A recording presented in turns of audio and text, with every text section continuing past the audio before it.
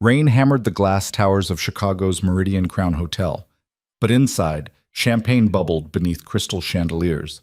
Selena Vale stood frozen at her own ex-fiance's wedding reception, watching Graham marry her former best friend Camille, the woman who'd stolen everything. The humiliation was surgical, designed to remind Selena she was nothing. When Camille winked at her from the altar, Selena fled into the marble hallway and collided with a man dressed entirely in black. Lucien Devereaux, Chicago's most dangerous criminal. He wiped a tear from her cheek and whispered, "Walk back in there as my wife and ruin their perfect night forever." If you want to see how far revenge can take a broken woman, stay with me until the end. Hit that like button and comment with your city so I can see how far this story travels. Selena Vale had never understood true humiliation until the moment Camille Laurent sent her a wedding invitation with a handwritten note that said, "I really hope you can make it. It would mean so much to both of us." Both of them. Camille and Graham. Graham Whitlock, who 3 months ago had been Selena's fiancé, who'd promised her a future while secretly sleeping with her best friend in hotel rooms across downtown Chicago, who'd ended their engagement via text message while Selena sat in a hospital waiting room beside her dying mother. The invitation arrived on ivory cardstock with gold embossing so expensive it probably cost more than Selena's rent. She held it above her kitchen sink for 20 minutes, debating whether to burn it or vomit on it. Instead, she did something far stupider. She decided to go. Now she stood in the back corner of the Meridian Crown Hotel's grand ballroom, wearing a simple black dress she'd bought on clearance, watching 200 of Chicago's wealthiest people celebrate the union of the man who'd destroyed her and the woman who'd helped him do it. The room smelled like gardenias and cruelty. Selena's hands shook as she gripped her champagne glass, the cheap fabric of her dress suddenly painfully obvious among the silk gowns and diamond necklaces surrounding her. A woman in Chanel glanced at Selena's shoes and whispered something to her companion. They both laughed. Selena wanted to disappear into the marble floor. Graham stood at the altar beneath an arch of white roses that must have cost $30,000. He looked perfect in his custom tuxedo, his dark hair swept back, his smile easy and confident. The kind of smile that came from never doubting you deserved everything life handed you. Camille floated down the aisle in an ivory Vera Wang gown that probably required 3 people just to carry the train. Her blonde hair cascaded in perfect waves. Her makeup looked airbrushed. She was everything Selena wasn't: polished, elegant, born into money that opened doors before she even knocked. They'd been best friends since college, or Selena thought they had been. Turned out Camille had been sleeping with Graham for 8 months. 8 months of stolen afternoons, secret phone calls, lies wrapped in concern. 8 months while Selena worked double shifts at the marketing firm, trying to save enough for her mother's medical bills, trusting the 2 people she loved most. The officiant's voice echoed through the ballroom. "Do you, Graham Whitlock, take Camille Laurent to be your lawfully wedded wife?" "I do." Graham's voice rang clear and strong, like a man who'd never broken a promise in his life. Selena's throat tightened. She shouldn't have come. This was insane, masochistic, but some broken part of her needed to witness this moment, needed to see exactly how thoroughly she'd been erased from their story. Camille turned slightly during the vows, her eyes scanning the crowd until they landed on Selena standing near the back entrance. For just a second, their gazes locked. Then Camille smiled. Not a polite smile. Not an awkward acknowledgement. A smile of pure, deliberate victory. She'd wanted Selena here. Wanted her to see this. Wanted her to stand in the back of the room like a ghost haunting her own life while Camille claimed everything that should have been hers. The realization hit Selena like a fist to the sternum. This wasn't just a wedding, it was a public execution. The officiant pronounced them husband and wife. The ballroom erupted in applause. Graham kissed Camille beneath the rose arch, while a string quartet played something beautiful and devastating. Selena couldn't breathe. The walls pressed inward. The champagne turned sour in her stomach. Every face in the crowd looked like it was laughing at her, pitying her, dismissing her. She turned and fled. Her heels clicked too loudly against the marble hallway outside the ballroom. The sounds of celebration faded behind her, laughter, clinking glasses, the opening notes of the first dance. Selena pressed her back against the cold wall and tried to force air into her lungs. Tears came hot and fast. She'd cried so much over the past 3 months that she thought she'd run out. Apparently not. Her body still had reserves of humiliation left to weaponize against her. Pathetic, she whispered to herself. You're so fucking pathetic. She needed to leave, call a cab, go home, crawl into bed and never think about Graham or Camille or this nightmare again. But her legs wouldn't move. She stood frozen in the empty hallway, makeup running, chest heaving, feeling like the loneliest person in the world. Then someone spoke behind her. Rough night? Selena spun around. A man stood 10 feet away, leaning against the wall near the service elevator. He was tall, over 6 feet, dressed entirely in black. Black suit, black shirt, black tie. Even his shoes gleamed dark as oil. But it was his face that made Selena's breath catch. Sharp cheekbones, strong jaw, gray eyes that looked like they'd seen things most people couldn't survive. A thin scar cut through his left eyebrow. Another traced down the side of his neck, disappearing beneath his collar. He wasn't handsome in the way Graham was handsome. He was dangerous, the kind of man who made you check the exits when he entered a room. I'm fine, Selena lied, wiping tears from her face. The man's mouth curved slightly, not quite a smile. You don't look fine. Well, I didn't ask for your opinion. Fair enough. He pushed off the wall and started walking toward her. His movements were smooth, controlled, predatory. Selena's instincts screamed at her to run, but her feet stayed planted. When he stopped 3 feet away, she noticed 2 more men in dark suits standing at the far end of the hallway. Security, probably. Or bodyguards. Who the hell was this guy? You were at the wedding, he said. It wasn't a question. For about 5 minutes. Smart choice leaving. I've been to funerals with better energy. Despite herself, Selena almost laughed. You know the bride and groom? I know everyone in that room. His gray eyes studied her with unsettling intensity. But I don't know you. Lucky you. Maybe. He tilted his head slightly. You're the ex. Selena's stomach dropped. How did you The bride kept looking at you during the ceremony. And you're wearing a dress that cost $200 at most in a room where women drop that much on earrings. You don't belong here, which means you're either staff or someone Camille Laurent wanted to humiliate. Heat flooded Selena's face. Jesus Christ. I'm guessing the second one. Are you always this charming, or am I special? You're special. He said it without humor, like he was stating a fact. Most people cry in the bathroom. You made it all the way to the hallway. That takes guts. Or stupidity. Same thing sometimes. Selena crossed her arms, trying to reclaim some dignity. Who are you? Lucienne Devereaux. The name hit her like cold water. She'd heard it before, whispered in restaurants, mentioned on true crime podcasts. Graham had once told her to avoid downtown Chicago's West Side because that's Devereaux territory, and people who ask questions there don't get answers. Lucienne Devereaux ran half the city's underground operations, gambling, money laundering, things Selena didn't want to think too hard about. He wasn't Mafia exactly, but he wasn't legitimate either. He existed in the gray space where power mattered more than law, and he was standing in front of her, studying her like she was a puzzle he wanted to solve. You're staring, Lucienne said. You're terrifying. I get that a lot. He stepped closer, close enough that Selena could smell expensive cologne mixed with something darker, gunpowder, maybe, or just danger. Why did you come tonight? I don't know. Yes, you do. Selena's throat tightened again. Because I'm an idiot who thought maybe if I saw them together, it would hurt less. And? It hurts more. Lucian nodded slowly, like he understood. They invited you here to make you feel small. Did it work? Yes. Good. Selena blinked. Good. Now you know what you're dealing with. His voice dropped lower. People like Camille Laurent don't win by being better. They win by making you believe you were never in the game. Well, congratulations to her. Mission accomplished. Is it? Something in his tone made Selena look up.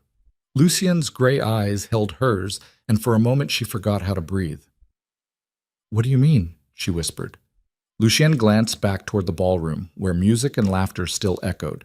Then he looked at Selena again, and his expression shifted into something colder, something calculating. You could walk away right now, he said quietly. Go home. Let them remember you as the woman who cried in the hallway while they danced. That's one option. What's the other option? Lucian smiled. It was the kind of smile that made Selina's pulse spike. The other option, he said, is you walk back into that ballroom as my wife and ruin their perfect night forever. Selina's brain short-circuited. What? You heard me. You're insane. Probably. He moved closer, close enough that Selina had to tilt her head back to hold his gaze. But think about it. Right now, everyone in that room sees you as Camille's victim, the discarded fiancée, the girl who wasn't good enough.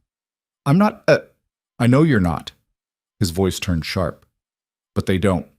And they never will, unless you make them see it. Selina's heart hammered against her ribs. Why would you do this? You don't even know me. I know enough.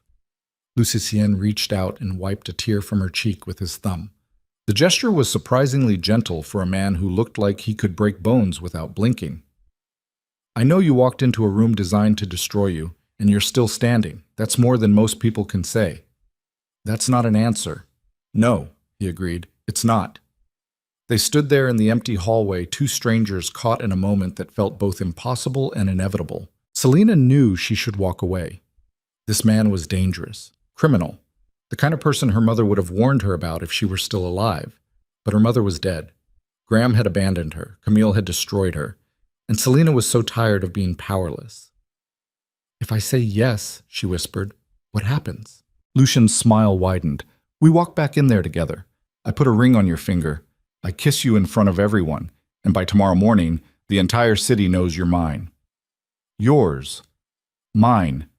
The word hung between them like a promise and a threat. Why? Selina asked again. What do you get out of this?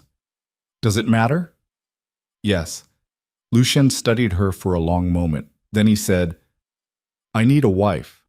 You need revenge. We help each other. That's not an explanation. It's the only one you're getting tonight. Selina's mind raced. This was insane, reckless, the kind of decision that changed everything. But when she closed her eyes, all she could see was Camille's victorious smile, Graham's easy confidence, the way everyone in that ballroom had looked through her like she was invisible. She opened her eyes. How long? She asked. What? How long would this arrangement last? 1 year. Lucian's voice was steady, certain. 1 year as my wife. After that, you're free to walk away with enough money to start over anywhere you want. And if I say no, then you go home alone and they win. Selina's hands trembled. Her whole body trembled. This was the stupidest thing she'd ever considered, but maybe stupid was exactly what she needed. Okay, she whispered. Lucian's eyebrows rose slightly. Okay? Yes. Selina lifted her chin, trying to look braver than she felt. Let's ruin their night. For the first time, Lucian's smile reached his eyes. Good girl. He pulled out his phone and made a call. Bring the car around, and tell Marcus I need the ring from the safe. He hung up before anyone could respond. Selina's pulse skyrocketed. What ring? You can't walk back in there without proper jewelry. People notice. Lucien, do you trust me? No. Smart. He gestured toward the elevator. Come on, we have an hour to make you into someone they'll never forget. Selina followed him into the elevator, her mind screaming that this was a mistake. But her heart, her stupid, broken heart, wanted to see the look on Camille's face when she walked back into that ballroom, wearing another man's ring. The elevator doors closed, and Selina's old life ended. Lucian's penthouse occupied the top 3 floors of a glass tower overlooking Lake Michigan. The elevator opened directly into a living room larger than Selina's entire apartment, with floor-to-ceiling windows that made the city lights look like stars fallen to earth. Selina stepped out onto marble floors so polished she could see her reflection.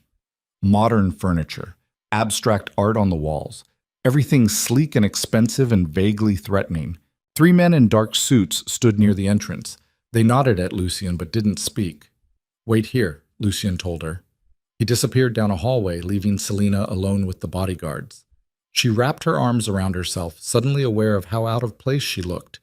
The cheap dress, the scuffed heels, the smudged makeup. What the hell was she doing? Before panic could fully set in, Lucien returned carrying a black velvet box. "Give me your hand," he said. Selina hesitated. "Lucien, your hand." She extended her left hand, fingers shaking. Lucien opened the box. Inside sat a diamond ring so large it looked fake. Emerald cut, platinum band. The kind of ring that cost more than most people made in a year. "Holy shit," Selina breathed. "It was my mother's." Lucien slid the ring onto her finger. It fit perfectly. "She died when I was 16. I've been saving it for someone who deserved it." "I don't, You do." His gray eyes locked on hers. "Tonight, you're not Selina Vale anymore. You're Selina Devereaux, my wife. That means you walk into rooms like you own them, because in this city, you do." "I don't know how to do that." "Yes, you do. You've just been pretending you don't because it was safer." He lifted her chin with one finger. "No more pretending." Selina's breath hitched. Another man appeared from the hallway, tall, black, early 40s, wearing a suit that probably cost more than Selina's car. "This is Marcus," Lucien said. "He's going to help you get ready." Marcus smiled warmly. "Pleasure, Mrs. Devereaux." The name sounded foreign, wrong. "I'm not," Selina started. "You are now," Lucien interrupted. "Marcus, she needs a dress, something that makes Camille Laurent look like she shops at Target." Marcus's smile widened. "I know exactly the piece." 30 minutes later, Selina stood in front of a full-length mirror and didn't recognize herself. The emerald silk gown clung to her body like water, cut low enough to be dangerous but elegant enough to be devastating. Marcus had fixed her makeup, smoky eyes, blood-red lips. Her dark hair fell in soft waves around her shoulders. She looked expensive, powerful, dangerous. "Perfect," Marcus said, stepping back to admire his work. Selina turned slowly, watching the silk catch the light. "I look like someone else." "You look like yourself," Lucien's voice came from the doorway. "Just without all the bullshit covering it up." She turned. Lucien leaned against the frame, arms crossed, watching her with an expression she couldn't read. "Ready?" he asked. "No." "Good. The best revenge never feels safe." He offered his arm. After a moment's hesitation, Selina took it. They rode the elevator down in silence. When the doors opened in the hotel lobby, Selina's stomach twisted into knots. "Last chance," Lucien said quietly. "If you walk away now, no one will blame you." "Will you?" "No." Selina took a deep breath. "Then let's go." They walked through the hotel corridors toward the ballroom, Lucien's bodyguards trailing 10 feet behind. Selina's heels clicked against marble. Her heart threatened to break through her ribs. Music and laughter echoed from the open ballroom doors. Lucien stopped just outside the entrance. "Listen to me," he said, turning to face her. "When we walk in there, everyone will stare. Let them. When people whisper, smile. When Camille loses her mind, don't react. You're above it now." "I don't feel above anything." "Fake it. That's what power is. Faking it until everyone else believes it's real." He stepped closer, so close Selina could feel the heat radiating from his body. "One more thing," he said. "What?" "I'm going to kiss you in front of everyone. Hard. Like I own you." Selina's breath caught. "Why?" "Because that's what sells the story. If this doesn't look real, it doesn't work." Do you want them to hurt?" "Yes." "Then trust me." Before Selina could respond, Lucien took her hand and walked through the ballroom doors. The effect was immediate. Conversations died mid-sentence, heads turned. Champagne glasses froze halfway to lips. Because everyone in that room recognized Lucien Devereaux, and everyone feared him. Selina's pulse roared in her ears as they walked deeper into the ballroom. The string quartet faltered. Wealthy men in tuxedos looked away. Women in designer gowns suddenly found their shoes fascinating. Then someone spotted the ring on Selina's finger. The whispers started like wildfire. "Is that her? Who is she? Oh my God, look at that ring. When did this happen?" Camille stood near the champagne tower, laughing with a group of bridesmaids. Then she turned and saw Selina. Her laughter died. Her face went pale. Graham stood beside her, and when he followed Camille's gaze, his expression crumbled into something between shock and horror. Lucian guided Selena directly toward them. The crowd parted like water. When they stopped 5 feet from Camille and Graham, the silence was deafening.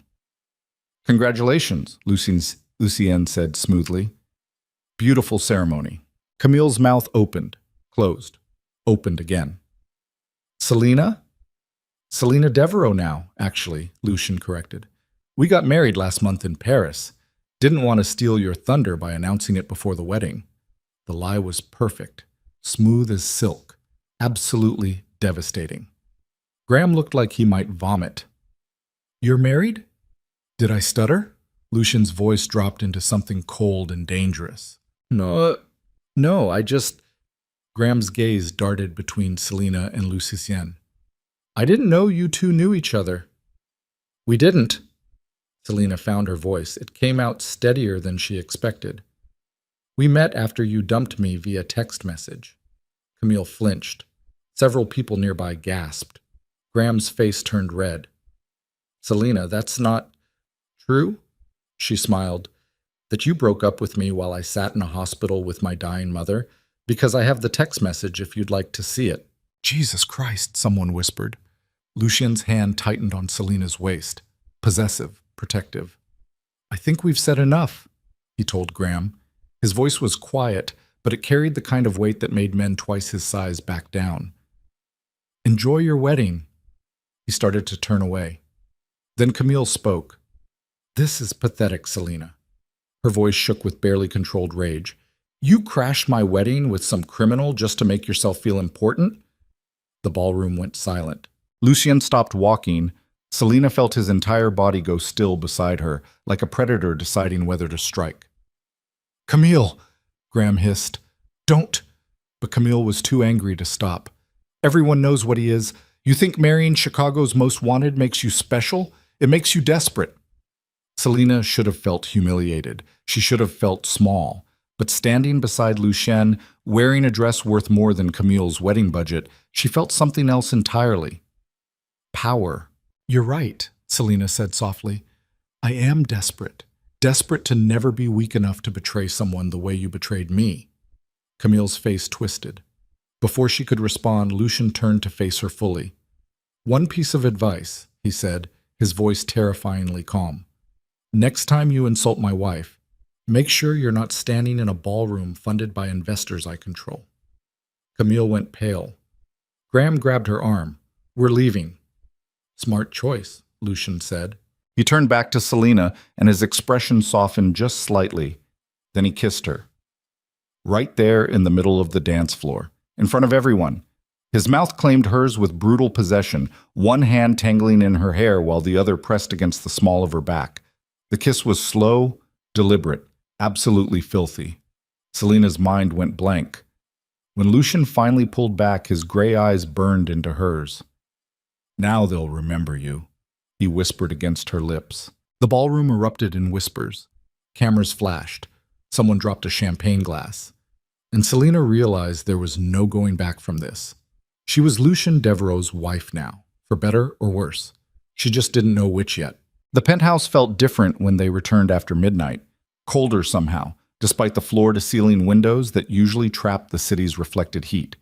Lucien's bodyguards dispersed into shadows the moment the elevator doors opened, leaving Selena alone with her new husband in a living room that suddenly felt too large and too quiet.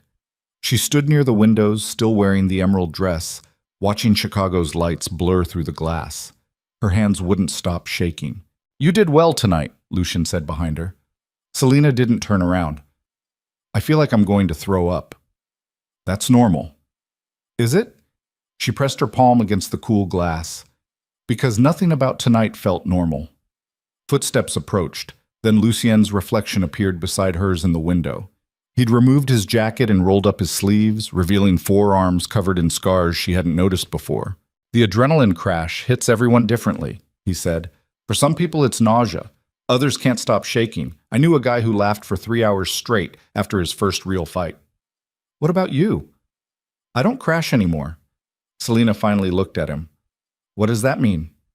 It means I've done this too many times to feel anything but tired. He moved to the bar cart and poured 2 glasses of something amber. Whiskey, probably. Here. She took the glass but didn't drink. I lied to 200 people tonight. Yes. Pretended to be your wife. You are my wife. Legally. Lucien drank his whiskey in one swallow.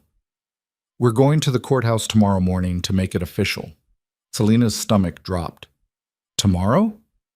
No point waiting, the story's already out there. By sunrise, every news outlet in Chicago will be running headlines about my surprise marriage. He refilled his glass. We need the paperwork to match. This is insane. You said that already? Because it's still true. Selena set down her glass hard enough that whiskey sloshed over the rim. I don't know anything about you. You could be a serial killer for all I know. I'm not. That's exactly what a serial killer would say. Lucien's mouth twitched, almost a smile. Fair point. He crossed to the windows and stood beside her, close enough that Selena could smell his cologne mixed with something sharper. Gunpowder, maybe. Or just danger wrapped in expensive fabric. Ask me 3 questions, he said. What? 3 questions. I'll answer honestly. His gray eyes caught the city lights. After that, we don't talk about the past again unless absolutely necessary. Selena studied his face, the scar through his eyebrow, the hard line of his jaw, the way he held himself like a man who'd learned early that showing weakness meant dying. Why do you need a wife? She asked. Because my enemies use every weakness against me, and being unmarried makes me look vulnerable. A man with a wife has something to protect. That makes him more dangerous, not less. That's a terrible reason to get married. I didn't say it was a good one. Lucien turned to face her fully. Next question. Selena's pulse quickened. What happened to your last relationship? Something flickered across Lucien's face. Pain, maybe. Or just exhaustion. I had a younger sister, he said quietly. Elena. She was 19 when a rival organization kidnapped her to get leverage on me. They held her for 3 days before I found her. And I was too late. His voice went flat, empty. They killed her because I couldn't negotiate fast enough. Because I chose revenge over rescue. Selena's chest tightened. Lucien. Last question. She wanted to ask about the scars, about the bodyguards, about what exactly he did that made politicians nervous and criminals careful. Instead, she asked, Do you regret this? Choosing me. Lucien looked at her for a long moment. Then he reached out and wiped a smudge of lipstick from the corner of her mouth with his thumb. No, he said. You remind me of her, Elena. Not physically, but the way you refused to stay down tonight, the way you walked back into that ballroom knowing everyone would judge you. That's what she would have done. I'm not your dead sister. I know. His hand dropped. But maybe if I can protect you, it'll make up for failing her. The honesty in his voice caught Selena off guard. She'd expected manipulation, lies, some hidden agenda wrapped in charm. Instead, she got broken truth. I can't be your redemption project, she whispered. You're not. You're my wife. Lucien stepped back, putting distance between them. Marcus will show you to your room. We leave for the courthouse at 9 tomorrow morning. Wait, my room? Did you think we'd be sharing? Something cold flickered in his eyes. This is a business arrangement, Selena. Not a love story. The words hit harder than they should have. Right, she said. Business. Marcus will explain the rules tomorrow. For tonight, just try to sleep. He walked away, disappearing down a hallway lined with modern art that probably cost more than Selena's college tuition. She stood alone in the living room, still wearing a borrowed dress, a stranger's ring heavy on her finger. What the hell had she done? Bye. Morning came too fast and too bright. Selena woke in a bed larger than her old apartment's entire bedroom, wrapped in sheets with a thread count she couldn't even calculate. For 3 beautiful seconds, she forgot where she was. Then memory crashed back. The wedding. Lucien. The kiss that made cameras flash. She was married, or about to be. A knock on the door made her jump. Mrs. Devereaux? Marcus's voice came through the wood. It's 8 o'clock. Mr. Devereaux would like to leave in 45 minutes. Selina pulled the sheet up to her chin. I don't have any clothes. Check the closet. She climbed out of bed and crossed to the walk-in closet. When she opened the door, her breath caught. Dozens of outfits hung in neat rows. Designer labels. Every size a perfect match. Shoes lined the bottom shelves. Heels, flats, boots. A jewelry case sat on the center island. How did you... she started. Mr. Devereaux had everything delivered last night while you were at the reception, Marcus said through the door. He's very efficient when he wants to be. Efficient, right, because this was business. Selina chose a simple black dress and heels, applied minimal makeup, and tried not to think about the fact that she was about to legally bind herself to a man who collected scars like souvenirs. When she emerged from the bedroom, Lucien was waiting by the elevator. He wore a dark suit that made him look like he'd stepped out of a Mafia movie. His gray eyes swept over her once, assessing. Good, he said. You look like you belong. I don't. Fake it. The courthouse was gray concrete and fluorescent lights. Nothing romantic. Nothing warm. Just bureaucracy and witnesses who didn't care. Lucian's lawyer had already filed the paperwork. All Selina had to do was sign. Her hand trembled as she held the pen. Second thoughts? Lucien asked quietly. About 1,000 of them. Want to back out? Selina thought about Camille's victorious smile, Graham's easy betrayal, the way she'd felt invisible for months. No, she said. She signed her name. Lucien signed his. The clerk stamped the marriage certificate with the enthusiasm of someone processing parking tickets. Congratulations, she droned. You're legally married. And just like that, Selina Vale became Selina Devereaux. No vows, no flowers, no family. Just two damaged people stepping into something neither fully understood. Ishag. The first week of marriage felt like living in a museum. Beautiful, untouchable, cold. Lucien disappeared most days, leaving before sunrise and returning after midnight. When he was home, he was polite but distant, like a stranger Selina happened to share square footage with. Marcus became her guide to this new world. He explained the rules. Mr. Devereaux has enemies, Marcus said one afternoon while they sat in the penthouse living room. People who would hurt you to hurt him. That means you don't go anywhere without security. You don't talk to reporters. You don't trust anyone who approaches you in public. Not even friends? Especially not friends. Marcus's expression softened. I know this seems extreme, but the people who want to hurt Mr. Devereaux don't play fair. Selina thought about Lucian's dead sister, the scars on his body, the way bodyguards shadowed his every movement. What exactly does he do? She asked. He facilitates transactions. That's not an answer. It's the only one I can give. Marcus stood. There's a charity gala tomorrow night. You'll need to attend with him. It's important people see you together. Why? Because appearances matter in this city, and right now, you're his most valuable asset. Asset. Not wife. Not partner. Asset. Selina wanted to throw something. What? The charity gala was held at the Drake Hotel, a gilded palace of old money and older secrets. Selina wore a deep red gown that Marcus swore made her look like she could kill a man with one glance. She hoped it was true. Lucien met her in the penthouse lobby wearing a tuxedo that should have been illegal.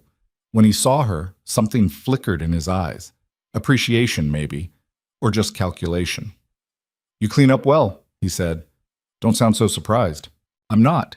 He offered his arm. Ready to smile and lie for 3 hours? Is that all marriage is to you? Mostly. The ballroom at the Drake rivaled the Meridian Crown in sheer opulence. Crystal chandeliers, marble columns, women dripping in diamonds, and men reeking of power. The moment Selina entered on Lucien's arm, conversations shifted. Eyes tracked them. Whispers followed like smoke. Ignore them, Lucien said quietly. Hard to ignore 200 people staring. They're not staring at you. They're staring at me and wondering why I chose you. Comforting. It should be. It means you're interesting. A man in his 60s approached, silver hair, expensive suit, smile that didn't reach his eyes. Lucien, he said warmly. Good to see you. Senator Garrison. Lucien's voice cooled. Enjoying the gala? Always do. The senator's gaze slid to Selina. And this must be the famous wife everyone's talking about. Selina Devereaux. she said, extending her hand. The senator took it, holding on just slightly too long. Pleasure. I knew your late mother, actually. Wonderful woman. Terrible what happened. Selina's smile froze. You knew my mother? Of course, we served on several hospital boards together before her illness. His grip tightened. She must have been so proud to see you marry into such a prominent family. Something about his tone felt wrong, mocking. Lucien stepped closer, a subtle shift that put his body between Selina and the senator. My wife and I should make the rounds, Lucien said. Always a pleasure, Senator. They walked away before Garrison could respond. Who was that? Selina asked once they were out of earshot. Someone who thinks he's untouchable because he has political connections. Is he? No one's untouchable. Lucien's jaw tightened. But he's protected enough to be dangerous. He knew my mother. He knows everyone's mother. That's how men like him operate. They collect information and use it as leverage later. Selina's stomach churned. Did he do something to her? I don't know. Lucien glanced back at the senator, who was now laughing with a group of men in identical tuxedos. But I'll find out. The rest of the gala passed in a blur of champagne and forced smiles. Lucien introduced Selina to politicians, businessmen, and people whose professions were never quite explained. Everyone treated her with careful politeness, the kind reserved for dangerous animals that might bite. She hated every second, but she smiled anyway, because that's what Lucien's wife did. They returned to the penthouse near midnight. Selina kicked off her heels the moment the elevator doors closed, her feet screaming in relief. I need a drink, she muttered. Join the club.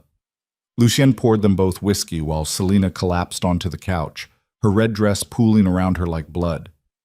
Does it ever get easier? She asked. The lying? No. Lucien handed her a glass. You just get better at pretending it doesn't bother you. That's depressing. Welcome to my world. They drank in silence for a moment. Then Selina said, Senator Garrison creeped me out. He should. He's one of the most corrupt politicians in Illinois, which is saying something. Lucien swirled his whiskey. He's also protected by people I can't touch without starting a war. So we just smile and let him say whatever he wants? For now. I hate that. So do I. Selina studied Lucien's profile in the dim light. The hard set of his jaw, the tension in his shoulders. He looked exhausted.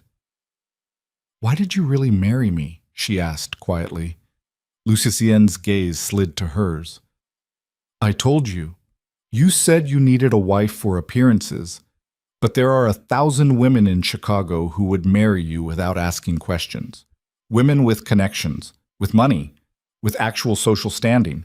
She set down her glass. So why me? For a long moment, Lucien didn't answer. Then he said, because you were the only one who looked like she wanted to burn the world down as much as I do. The honesty in his voice caught Selina off guard. I don't want to burn anything, she said. Liar. I just wanted revenge. Same thing. Lucien leaned back against the couch, close enough that she could feel the heat radiating from his body. People like Camille and Graham, they think they're untouchable because they were born into the right families. They destroy people and never face consequences. And you want to change that? I want to make them afraid. His gray eyes burned. I want them to wake up every morning wondering if today's the day someone more dangerous than them comes knocking. That's dark. That's reality. Selina should have been horrified, should have recognized the man beside her as exactly the kind of person her mother warned her about. Instead, she felt something else. Understanding. What happens now? She asked. Now we live our lives, attend events, play the part. Lucien stood, setting his empty glass on the bar. And eventually, people stop asking questions. And then what? Then you decide if you want to stay or walk away. He said it so casually, like he'd already accepted she would leave. Maybe he had.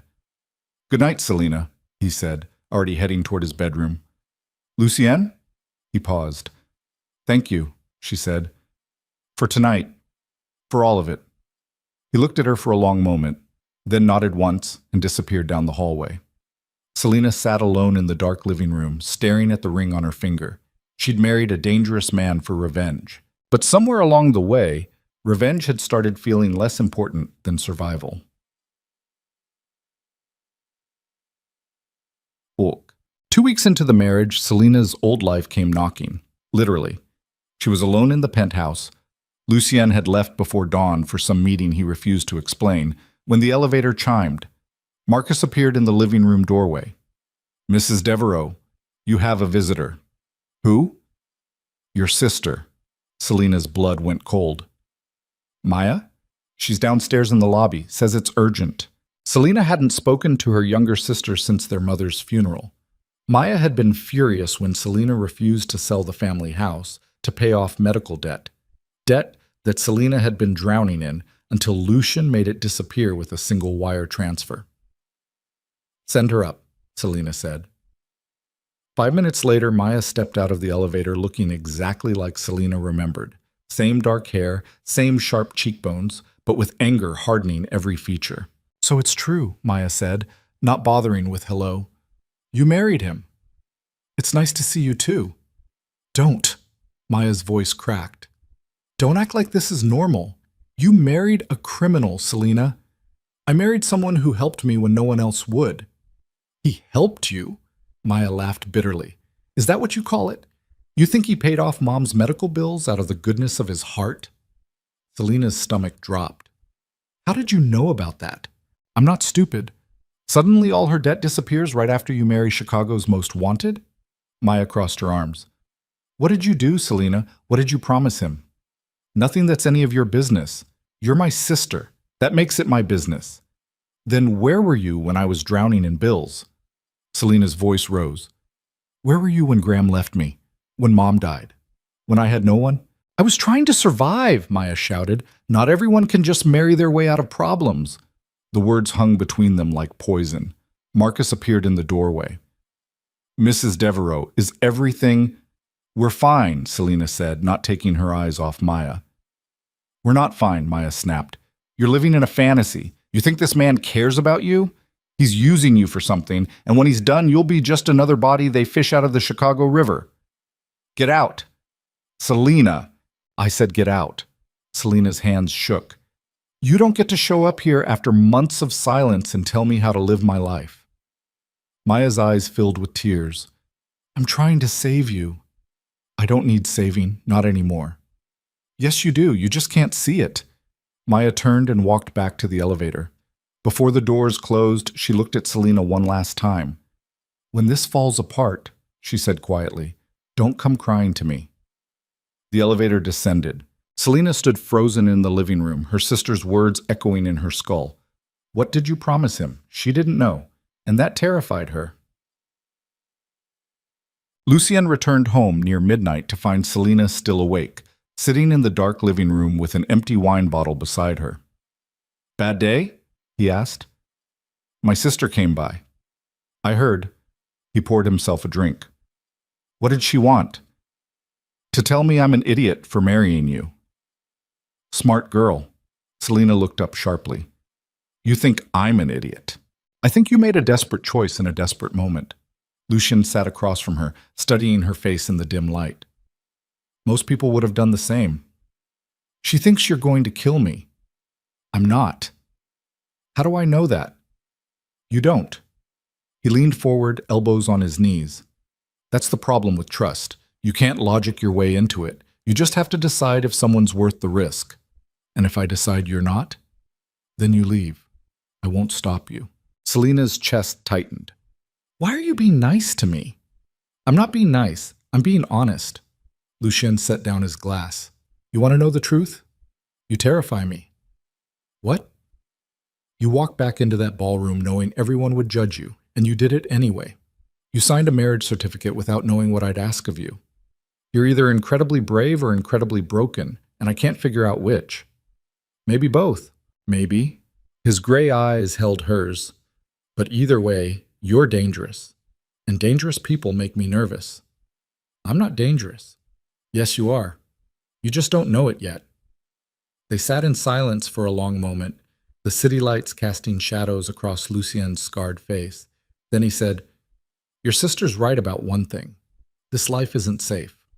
People will try to hurt you to get to me. They'll use every weakness they can find. I don't have any weaknesses left to use. Everyone has weaknesses. He stood. The question is whether you're strong enough to protect them. He walked toward his bedroom, leaving Selina alone with her thoughts. She looked at the ring on her finger, Lucian's dead mother's ring, and wondered if Maya was right. Was she living in a fantasy? Or had she finally found someone who understood that sometimes survival meant becoming the thing everyone feared? The turning point came 3 days later. Selina was shopping downtown with 2 of Lucien's bodyguards, trailing at a respectful distance when she saw Camille across the street. Her former best friend looked perfect as always, designer coat, leather boots, blonde hair catching the afternoon sun. Their eyes met. For a moment, neither moved. Then Camille crossed the street. "Selina," she said, her voice dripping false warmth. "What a surprise." "Camille, I've been meaning to reach out." Camille's smile didn't reach her eyes. "Graham and I felt terrible about how things ended between us." "Did you?" "Of course. We never meant to hurt you." Selina's bodyguard shifted closer, sensing tension. "You invited me to your wedding," Selina said quietly. "You wanted me there to watch you win." "That's not— don't lie." "Not anymore." Selina stepped closer. "You took everything from me because you could, because I was too weak to stop you." Camille's mask slipped. "And now what? You married a criminal and suddenly you think you're powerful?" "I don't think anything. I know." "You know nothing." Camille's voice turned venomous. "You're playing dress-up in a world you don't understand. And when Lucien gets bored of you, and he will, you'll have nothing again." Something inside Selina snapped. Not anger, not rage, something colder. "You're right," she said softly. "I don't understand this world, but I'm learning. And the first lesson Lucien taught me is that power isn't about being perfect. It's about being willing to do what others won't." She leaned closer, close enough that only Camille could hear. "So here's what's going to happen. You're going to walk away.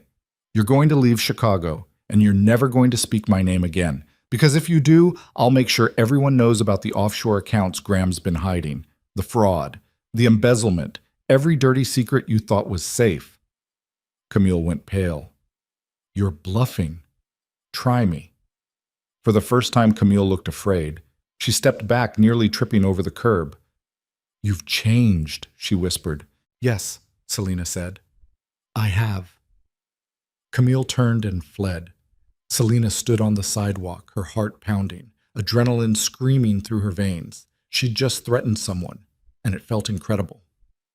One of the bodyguards spoke into his radio. "Mrs. Devereaux had contact with Camille Whitlock. Situation handled." Selina barely heard him. She was too busy realizing that somewhere between signing a marriage certificate and learning to weaponize information, she'd stopped being the woman Graham abandoned. She'd become someone new, someone dangerous. And she wasn't sure if that terrified her or thrilled her. That night, Lucien found her on the penthouse balcony, staring at the city lights. "Heard you threatened Camille Laurent today," he said. "Your spies work fast." "They're paid to." He joined her at the railing. "Want to tell me what happened?" Selina recounted the confrontation. When she finished, Lucien was quiet for a long moment. Then he said, "Were you bluffing about Graham's offshore accounts?" "I don't know. Do you have that information?" "I have information on everyone." He studied her face. "The question is whether you're ready to use it." "I don't know." "Figure it out, because once you cross that line, there's no going back." Selina's hands tightened on the railing. "Maya was right. I'm turning into something I don't recognize." "No, you're turning into who you always were underneath." Lucien moved closer.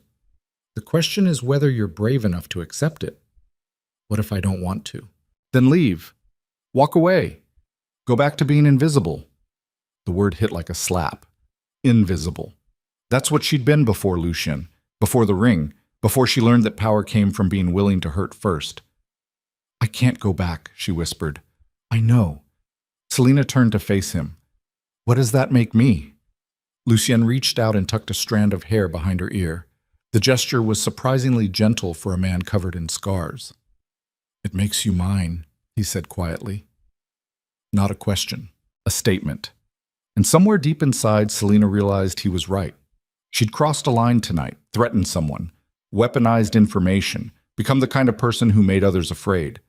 There was no going back from that.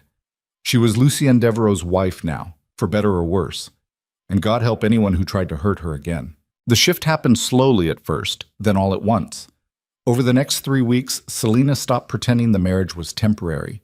She learned the names of Lucien's inner circle, men who spoke in code and carried guns beneath expensive suits. She attended meetings where business deals were negotiated over whiskey and thinly veiled threats. She discovered that power in Chicago wasn't about money or connections.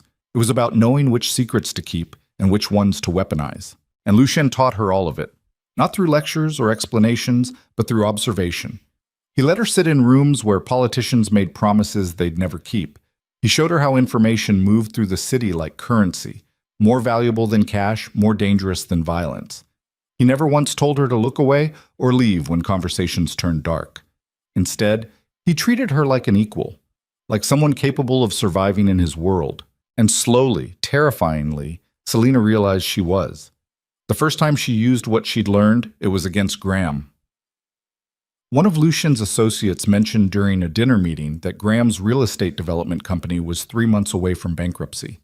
Hidden debts, fraudulent loans, money moved through offshore accounts to avoid taxes. Selina didn't hesitate. She had Lucien's team compile every document, every transaction, every piece of evidence that proved Graham had been stealing from investors for years. Then she sent it all to the Chicago Tribune with a note that said simply, "Thought you'd find this interesting." The story broke on a Tuesday morning. By Wednesday afternoon, Graham's company had collapsed. Federal investigators launched a probe into his finances. Investors filed lawsuits. His picture appeared on every news channel with the word fraud beneath it. Camille filed for divorce before the week ended. Selina felt nothing when she saw the headlines. No satisfaction, no guilt. Just cold acknowledgement that she'd destroyed someone's life with the same ease they'd once destroyed hers. "How does it feel?" Lucien asked that night as they stood on the penthouse balcony. "Empty," Selina admitted. "Good. That means you're learning." "Learning what?" "That revenge doesn't fix anything. It just makes you dangerous enough that people stop hurting you." She looked at him. "Is that what you are? Dangerous enough that people leave you alone?" "No." Lucien's jaw tightened. "I'm dangerous enough that people fear what happens if they don't." "What's the difference?" "One is defense. The other is control." He turned to face her fully. "And control is the only thing that keeps you alive in this world." Selina's chest tightened. "I don't want to control anyone." "Then you'll die. Or worse, you'll lose everything and spend the rest of your life powerless." His gray eyes burned into hers. "Is that what you want?" "No." "Then stop pretending you're still the woman Graham abandoned. You're not. You haven't been for weeks." The words should have felt like an insult. Instead, they felt like truth. That night, alone in her room, Selina looked at herself in the mirror and barely recognized the woman staring back. Designer clothes, professional makeup, hair styled by someone who cost more per hour than she used to make in a week.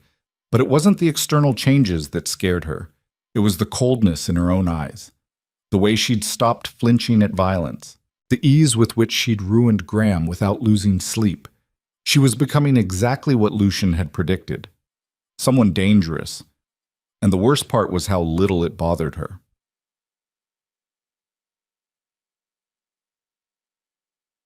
The dinner party was Lucien's idea. "We're hosting," he announced one morning over coffee. 20 guests, politicians, businessmen, people who need to see us together." Selina set down her cup. "Why?" "Because rumors are spreading that our marriage isn't real, that you're just a prop I'm using for appearances." His voice went cold. "We need to remind them you're more than decoration." "How do we do that?" "You stand beside me. You speak when spoken to. You let them see that you're not afraid of this world." "What if I am afraid?" "Then lie better." The party was scheduled for Friday night. Selina spent 3 days preparing, learning names, memorizing backgrounds, studying the web of connections that held Chicago's elite together. Marcus helped her choose a dress. Midnight blue silk that clung to her body like water. Diamonds at her throat. Real ones, not the cubic zirconia she'd worn to her own college graduation.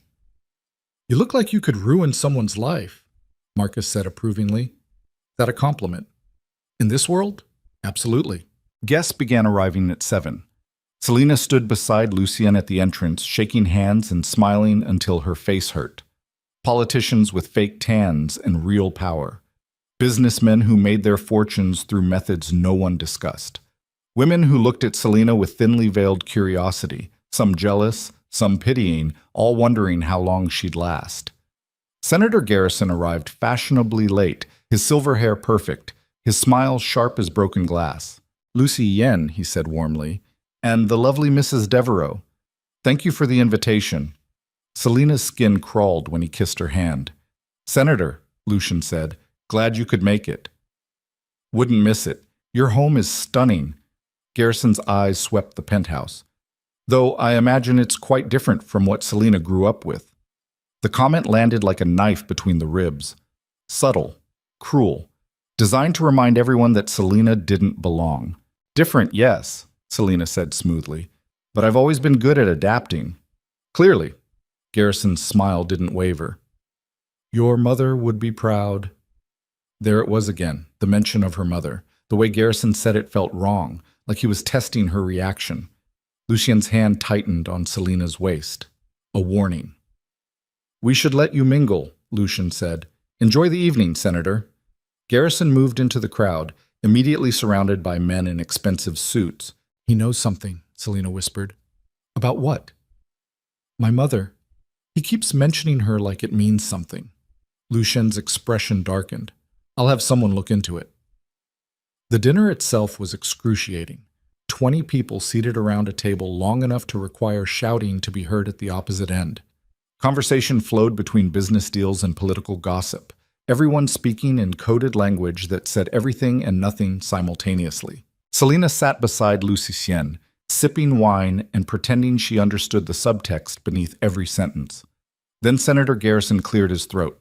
Lucien, I have to ask, he said loud enough that everyone fell silent. How exactly did you and Selina meet? The story seems to change, depending on who's telling it. The room went still. All eyes turned to Lucian and Selina.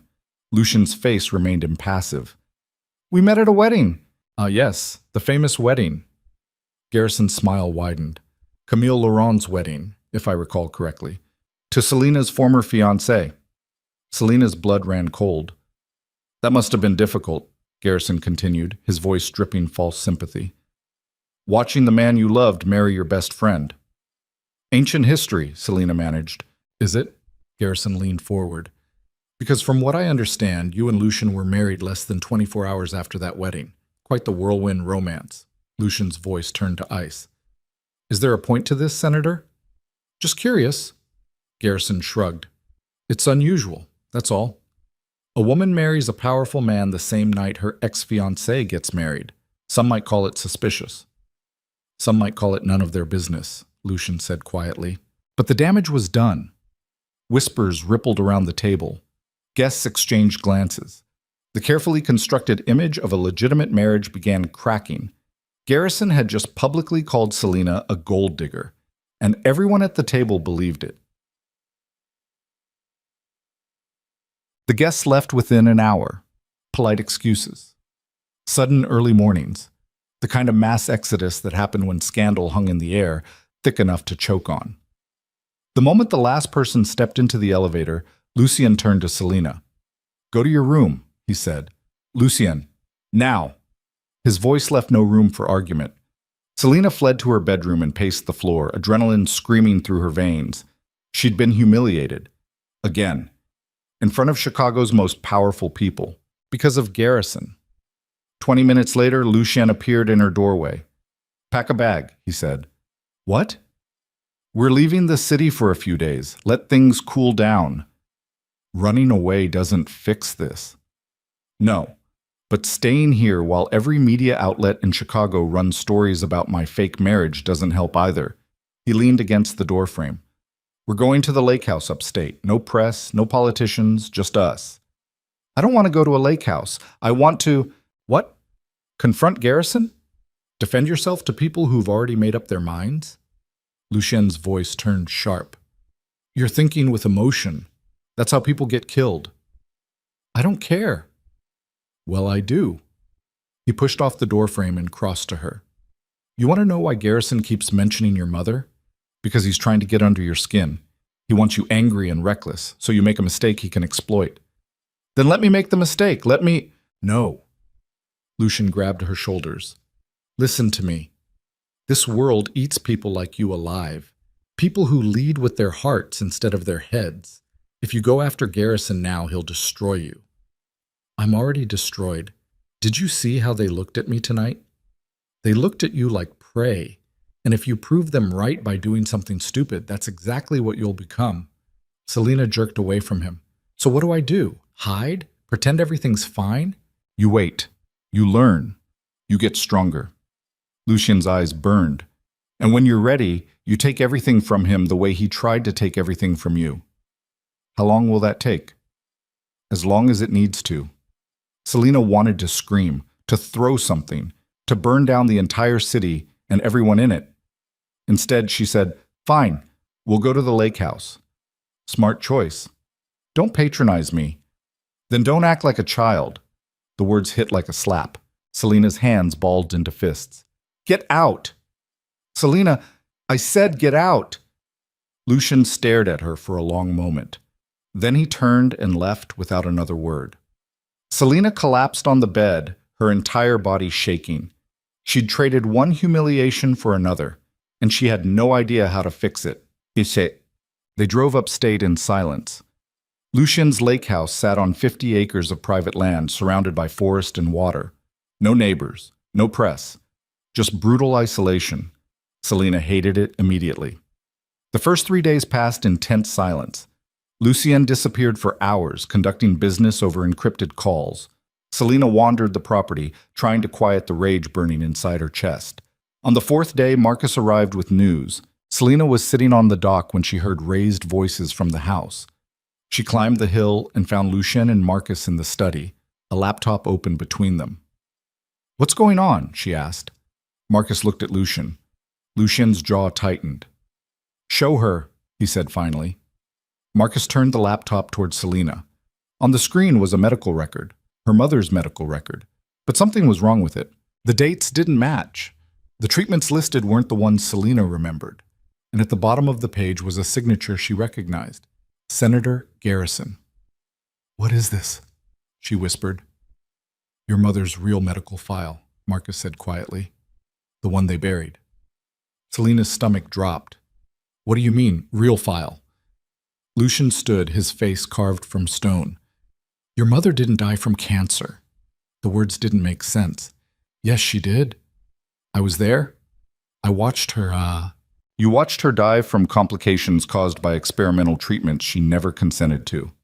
Lucien's voice was flat, controlled. Treatments administered through a program Senator Garrison was running through Northwestern Memorial. Selina's vision blurred. No. He was using terminal patients as test subjects for pharmaceutical trials, paying off doctors, falsifying consent forms. Marcus pointed to the screen. Your mother was one of 27 patients who died from those treatments, but the hospital covered it up because Garrison had political protection. That's not possible. It's documented. Lucien moved to her side. Everything's here. The falsified records, the payments, the cover-up. Selina's legs gave out. She sank into a chair, her entire world collapsing. Her mother hadn't died from cancer. She'd been murdered by the same man who'd humiliated Selina at dinner 4 days ago. How long have you known? She asked, her voice barely audible. Lucien hesitated. 2 weeks. The betrayal hit harder than Garrison's revelation. 2 weeks? Selina's head snapped up. You've known for 2 weeks and didn't tell me? I was waiting for confirmation. Bullshit. She stood, rage flooding through every nerve. You didn't tell me because you thought I couldn't handle it. Because you still see me as some fragile thing that needs protecting. That's not...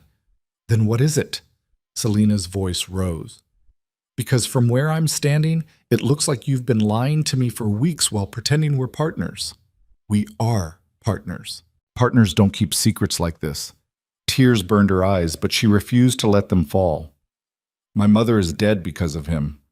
And you knew, and you said nothing. Lucien's expression cracked. I was trying to protect you. I don't need protection. I need the truth. The truth is you weren't ready for this information. The truth is if I'd told you 2 weeks ago, you would have done something reckless and gotten yourself killed. His voice turned sharp. And I can't lose someone else. The words hung between them. Someone else. His sister. I'm not Elena, Selena said quietly. I know. Then stop treating me like I am. Lucien's hands clenched at his sides. If I tell you everything, you'll go after Garrison. You'll walk into his world and he'll bury you before you even see it coming. Maybe, or maybe I'll bury him first. You're not ready. Then make me ready. Selena stepped closer. You said this world eats people who lead with their hearts. Fine. Teach me to lead with something else. Teach me to be as ruthless as you are. You don't want that. Yes, I do. Her voice dropped to something cold and certain. Because the woman I was before?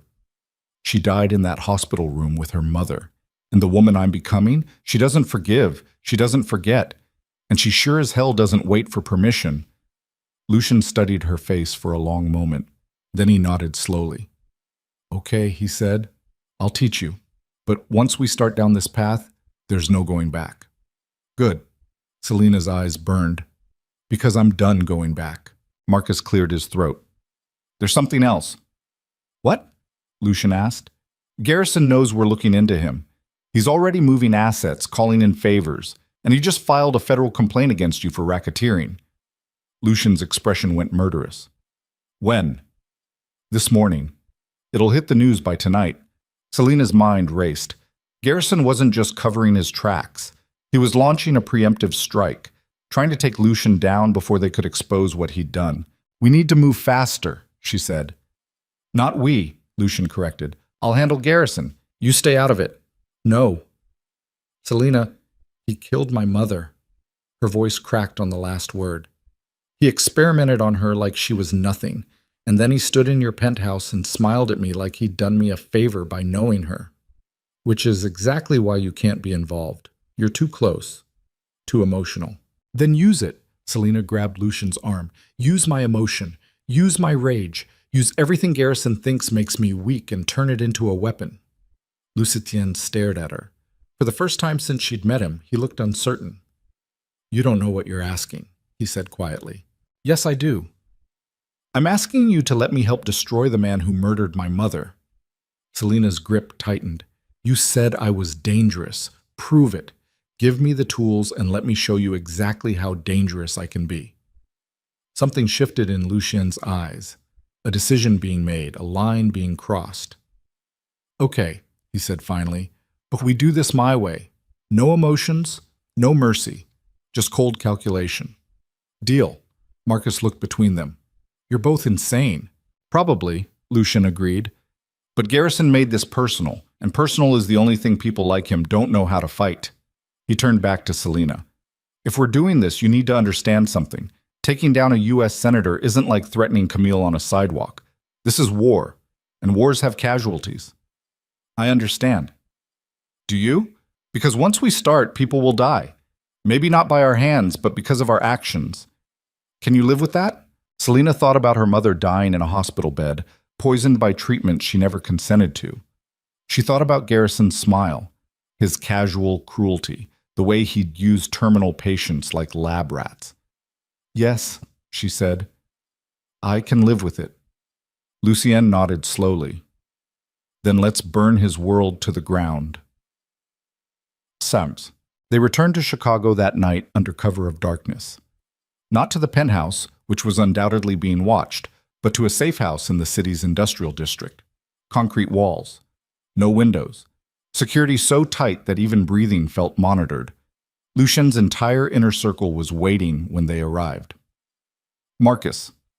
4 other men Selena recognized from various meetings, and a woman in her 40s with sharp eyes and sharper instincts, Lucien's head of intelligence. This is Victoria, Lucien said. She's been investigating Garrison for 3 years. If anyone can take him down, it's her. Victoria nodded at Selena. Mrs. Devereaux. Just Selena. Selena, then. Victoria spread documents across a table. Here's what we know. Garrison's pharmaceutical program ran from 2019 to 2023. 27 confirmed deaths, hundreds of falsified consent forms, millions in illegal payments funneled through shell companies. Why hasn't anyone exposed this before? Selena asked. Because everyone involved is either dead, bought off, or too scared to talk. Victoria pointed to a photograph. This was Dr. Richard Chen, the lead researcher. He tried to blow the whistle 2 years ago, died in a car accident 3 days later. Selena's stomach churned. Garrison killed him. Can't prove it, but the pattern's clear. Anyone who threatens him ends up dead or discredited. So how do we prove it? We don't. Not directly. Lucien leaned over the table.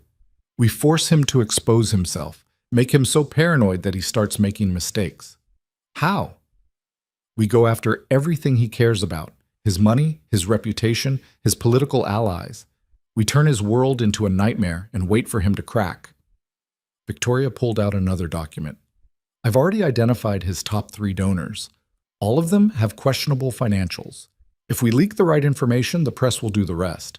Do it, Lucien said. There's something else. Victoria's expression darkened. Garrison knows about Selena. Not just who she is, but where she came from. He's been digging into her background for weeks. Selena's blood went cold. Why? Because he knows you're Lucien's weakness, and he's planning to use that. Before Selena could respond, one of the security monitors started beeping. Marcus moved to the screen. His face went pale. We have a problem, he said. What? Lucien demanded. Police, 20 units. They're surrounding the building. Everyone in the room went still. How did they find us? Victoria hissed. Lucien's jaw tightened. Someone talked. Or they've been tracking us for days. Marcus pulled up another camera feed. They're not moving in yet. They're waiting for something. Selena's heart hammered against her ribs. Waiting for what? Then the main monitor flickered. A news broadcast appeared on screen, and Selena's entire world shattered. The headline read, Chicago crime lord's wife implicated in insurance fraud. Beneath it was her picture, and a story claiming she'd falsified her mother's medical records to collect insurance money. No, Selena whispered. But the evidence was there. Documents with her signature, bank statements showing large deposits, timestamps that made it look like she'd orchestrated everything, all of it fake, but convincing enough to ruin her. Garrison, Lucien breathed. He didn't just dig into my background, Selena said, her voice hollow. He framed me. The police radio crackled through the security feed. We have a warrant for Selena Devereaux, fraud, forgery, and conspiracy to commit insurance fraud. Marcus turned to Lucien. They're coming in.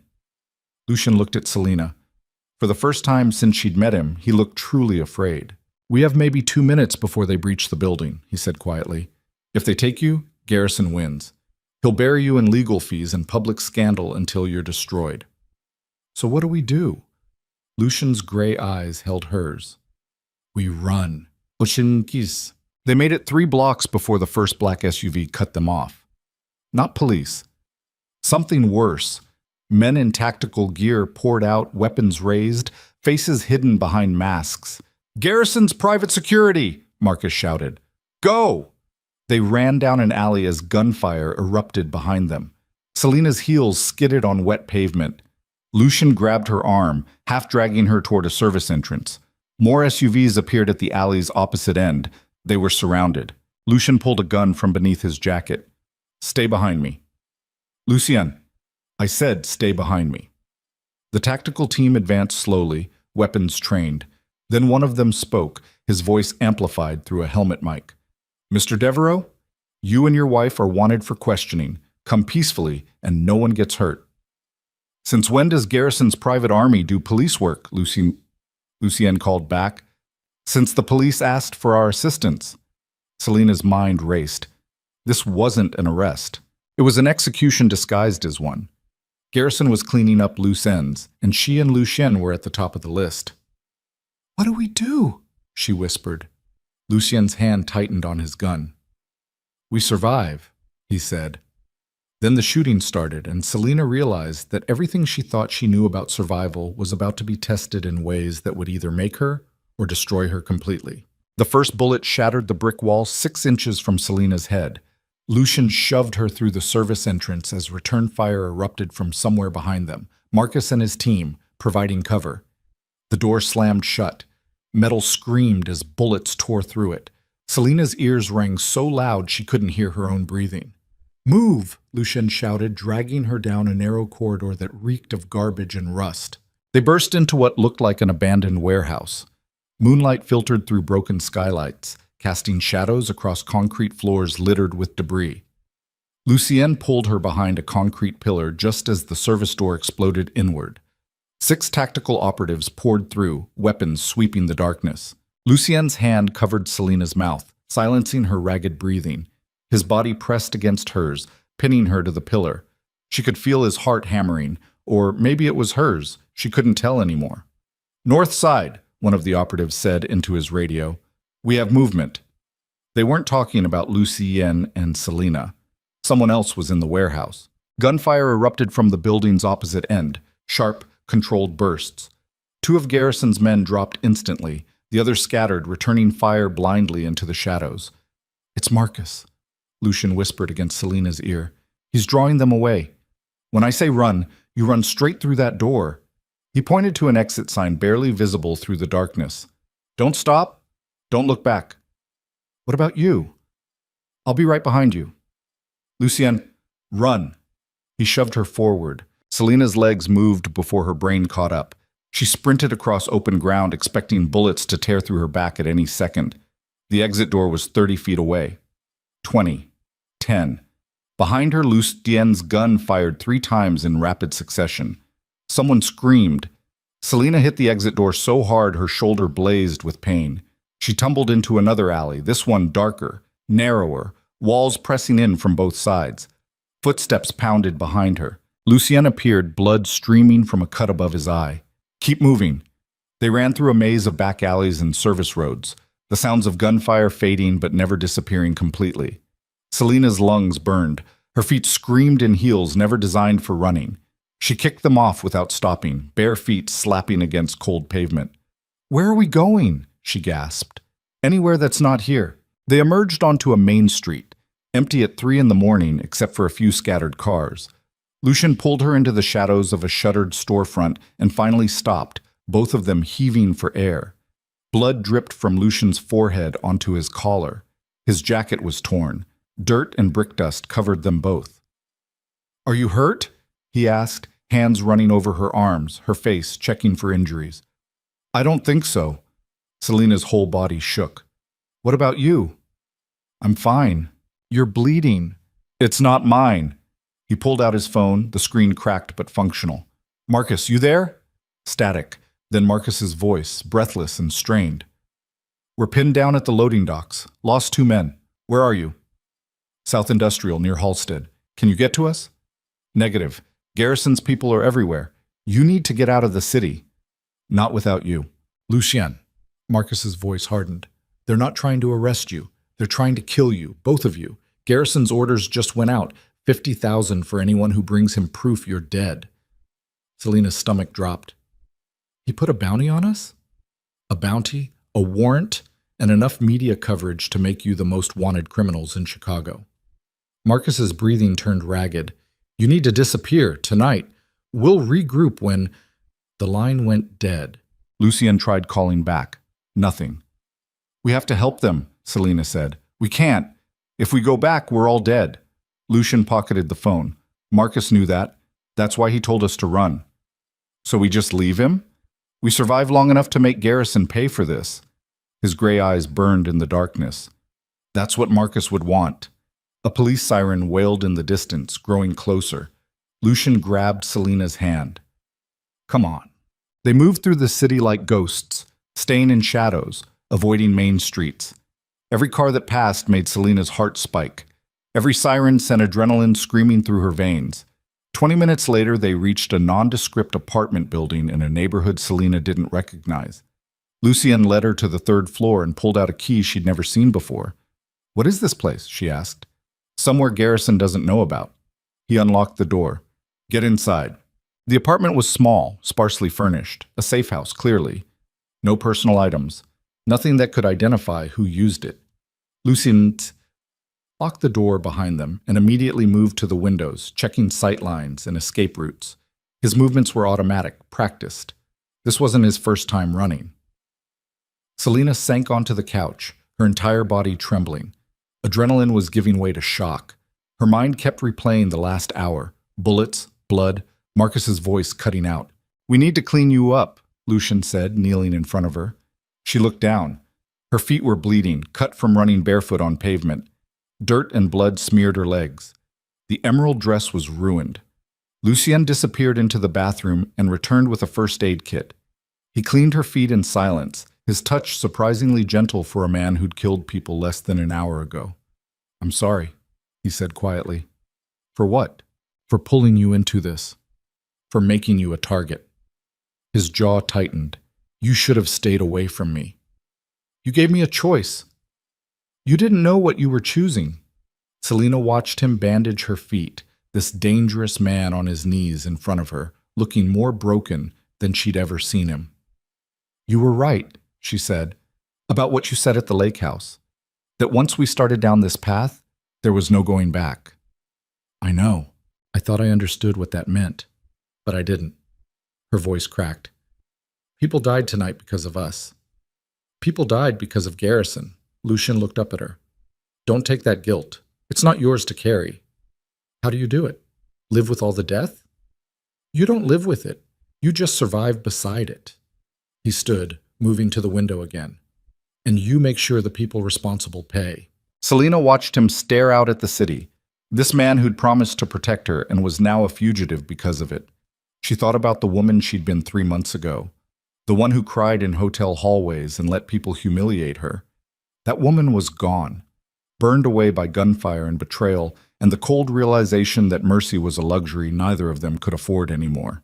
"What do we do now?" she asked. "We wait until morning, see how the news spins this." Lucien's reflection in the window looked haunted. "Then we figure out how to destroy Garrison before he destroys us. And if we can't, then we die trying." Dawn came gray and merciless. Lucien had the news running on a laptop he'd pulled from a hidden compartment. Every channel showed the same story. Chicago crime lord and his wife wanted for murder, fraud, and conspiracy. Garrison had manufactured evidence linking them to the deaths of his own men. The tactical team that had tried to kill them was now being called a police-adjacent security force caught in crossfire. Everything was a lie, and everyone believed it. "We're fucked," Selena said flatly. "Not yet." Lucien's eyes never left the screen. "Garrison's moving too fast, making too much noise. He's scared." "He should be. We have evidence of what he did." "Evidence we can't use without getting arrested the moment we surface." Lucien closed the laptop. "We need something bigger, something that forces the media to investigate him instead of us." "Like what?" Before Lucien could answer, his phone buzzed, a number he didn't recognize. He put it on speaker. "Mr. Devereaux?" The voice was female, professional, unfamiliar. "My name is Rachel Kim. I'm a federal prosecutor with the Northern District of Illinois. I'd like to discuss Senator Garrison." Lucien and Selena exchanged glances. "Why would I talk to a federal prosecutor when I'm wanted for murder?" Lucien asked. "Because I don't think you killed anyone, and because I've been investigating Garrison for 18 months. Papers rustled on her end. "I know about the pharmaceutical trials, the falsified consent forms, the deaths." Selena's breath caught. "Why haven't you arrested him?" Lucien demanded. "Because every witness I've found has either disappeared or recanted their testimony. Garrison has protection all the way up to the Attorney General's office." Kim's voice hardened. "But if you have evidence, real, documented evidence, I can bring charges that even his connections can't block." "What makes you think we have evidence?" "Because Victoria Reeves worked for you, and she was the best intelligence operative in Chicago before she went private." Kim paused. "If anyone could build a case against Garrison, it's her." "Victoria's files were in the safe house," Selena said, "the one the police raided." "Then they're gone," Kim said. "Which means you need to find new evidence, or convince someone who worked with Garrison to testify." Lucien's expression darkened. "Everyone who worked with him is either dead or terrified." "Not everyone." Kim's tone shifted. There's one person who might talk. Dr. Sarah Mendez. She was Garrison's head nurse during the trials. She left Chicago 2 years ago after Dr. Chen died. Lives in Wisconsin now under an assumed name. If you know where she is, why haven't you talked to her? I tried. She refused. Said if she testified, Garrison would kill her family. Kim's voice softened. But maybe she'd listen to Selena Devereaux, the daughter of one of Garrison's victims. Selena's pulse quickened. You want me to convince her to testify? I want you to tell her the truth, that Garrison won't stop until everyone who knows what he did is dead, including her. Papers rustled again. I'm sending you an address. You have 48 hours before Garrison's legal team buries you so deep you'll never see daylight again. The line went dead. Lucian stared at the phone. It could be a trap. Or it could be our only chance. Selena stood. We need to go to Wisconsin. That's insane. We're wanted fugitives. The moment we leave Chicago. What? Garrison wins? We spend the rest of our lives running?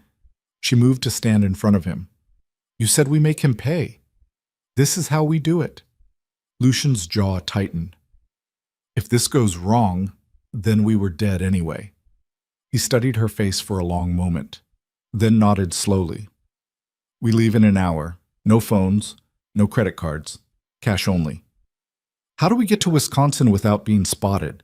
The same way people have been running from the law for centuries. Lucian pulled out a burner phone and dialed. We find someone desperate enough to help us and pay them more than their fear is worth. The drive to Wisconsin took 4 hours in the back of a refrigerated truck hauling produce. The driver, a man Lucien paid $5,000 in cash, didn't ask questions and didn't look at them long enough to recognize their faces. They huddled together in the freezing darkness, Selena wrapped in Lucian's jacket, both of them silent. Somewhere around the Illinois-Wisconsin border, Selena finally spoke. Tell me about your sister. Lucian went still. Why? Because I need to know why you're doing this, really doing this. For a long time, he didn't answer. Then he said, Elena was 19 when they took her. Smart, funny, studying pre-med because she wanted to help people. His voice turned hollow. She had nothing to do with my business, but a rival organization thought they could use her to control me. What did they want? For me to walk away from territory I controlled, give up everything I'd built. His hands clenched. I refused. Told them I didn't negotiate with cowards. And 3 days later, they sent me pieces of her. His voice cracked. I found the rest of her body in a warehouse on the south side. Selena's chest tightened. Lucienne, I killed every person involved. Took me 6 months. Left bodies from Chicago to Detroit. He looked at her in the darkness. And it didn't bring her back. Didn't fix anything. Just made me into exactly what they thought I was. A monster. Yes. Selena reached for his hand. You're not a monster. You don't know what I've done. I know what you've done for me. I know you could have let me walk away 100 times and you didn't. Her grip tightened. That's not a monster. That's someone who's terrified of losing people again. Lucian's fingers intertwined with hers. They sat in the freezing dark, two broken people holding on to each other like lifelines. Dr. Sarah Mendez lived in a farmhouse outside a town so small it didn't appear on most maps. The truck dropped them at a gas station 3 miles away. They walked the rest, staying off main roads. By the time they reached the farmhouse, both of them were exhausted, filthy, and running on fumes. Lucienne knocked. The woman who answered was in her 50s, gray hair pulled back, eyes that had seen too much.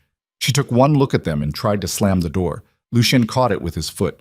Dr. Mendez, he said, we need to talk. I don't know who you are. Yes, you do. I'm Lucien Devereaux. This is Selena. Her mother was one of Garrison's patients. Mendez's face went pale. Get off my property. Please. Selena stepped forward. My mother died because of what Garrison did. You were there. You saw it. I don't know what you're talking about. Her name was Catherine Vale. She died in 2023 from complications related to experimental treatment she never consented to. Selena's voice cracked. You were her nurse. Something flickered in Mendez's eyes. Recognition, guilt. I can't help you, she whispered. Can't or won't? Lucien asked. Both. Mendez tried to close the door again. Garrison will kill my family if I talk. Garrison will kill you anyway, Selina said. The moment he thinks you're a liability, you're dead. You, your husband, your children, everyone. Tears filled Mendez's eyes. Then what do you want from me? Testimony. On record. Everything you know about the trials. Lucien pulled out a burner phone. There's a federal prosecutor who can protect you. No one can protect me from him. We can. Selina moved closer. My mother died terrified and in pain because no one stopped him. You have a chance to make sure no one else's mother dies the same way. Mendez's resolve cracked. She sagged against the doorframe, years of guilt and fear pouring out. There were so many, she whispered. So many patients who never knew what was happening to them. Garrison would change their treatment plans, administer drugs not approved for their conditions. And when they died, he'd falsify the death certificates. How many? Lucien asked. 27 that I know of, but there could have been more. Mendez wiped tears from her face. I tried to stop it, went to the hospital board. They buried my complaint, threatened to revoke my medical license if I kept talking. So you ran. What else was I supposed to do? My daughter was 6 years old. I had to protect her. Selina understood that choice, the desperate calculus of survival. If you testify, she said gently, you'll finally stop running. Mendez looked between them. Two fugitives covered in dirt and dried blood, asking her to risk everything. Then she nodded. Okay, she whispered. I'll do it. Rachel Kim met them at a federal building in Milwaukee 3 hours later. She brought U.S. Marshals for protection and a recording device for Mendez's testimony. The deposition took 4 hours. Mendez detailed everything: patient names, dates, treatments, falsified documents. She described how Garrison had personally overseen the trials, selecting patients he deemed expendable, how he'd threatened staff who questioned the ethics, how he'd covered up deaths with the same casual efficiency most people use to schedule meetings. By the time she finished, even the marshals looked sick. Kim turned off the recorder. This is enough. With your testimony and the documentation we've recovered, I can bring charges against Garrison that will put him away for life. When? Lucien asked. 72 hours. I need to brief my superiors, get warrants signed, coordinate with Chicago PD. That's too long, Selina interrupted. Garrison will know something's wrong. He'll run or he'll come after us again. We can protect you. No, you can't. Lucien stood. Garrison has connections everywhere. The moment you start moving official channels, someone will warn him. Kim's jaw tightened. What are you suggesting? I'm suggesting we force his hand.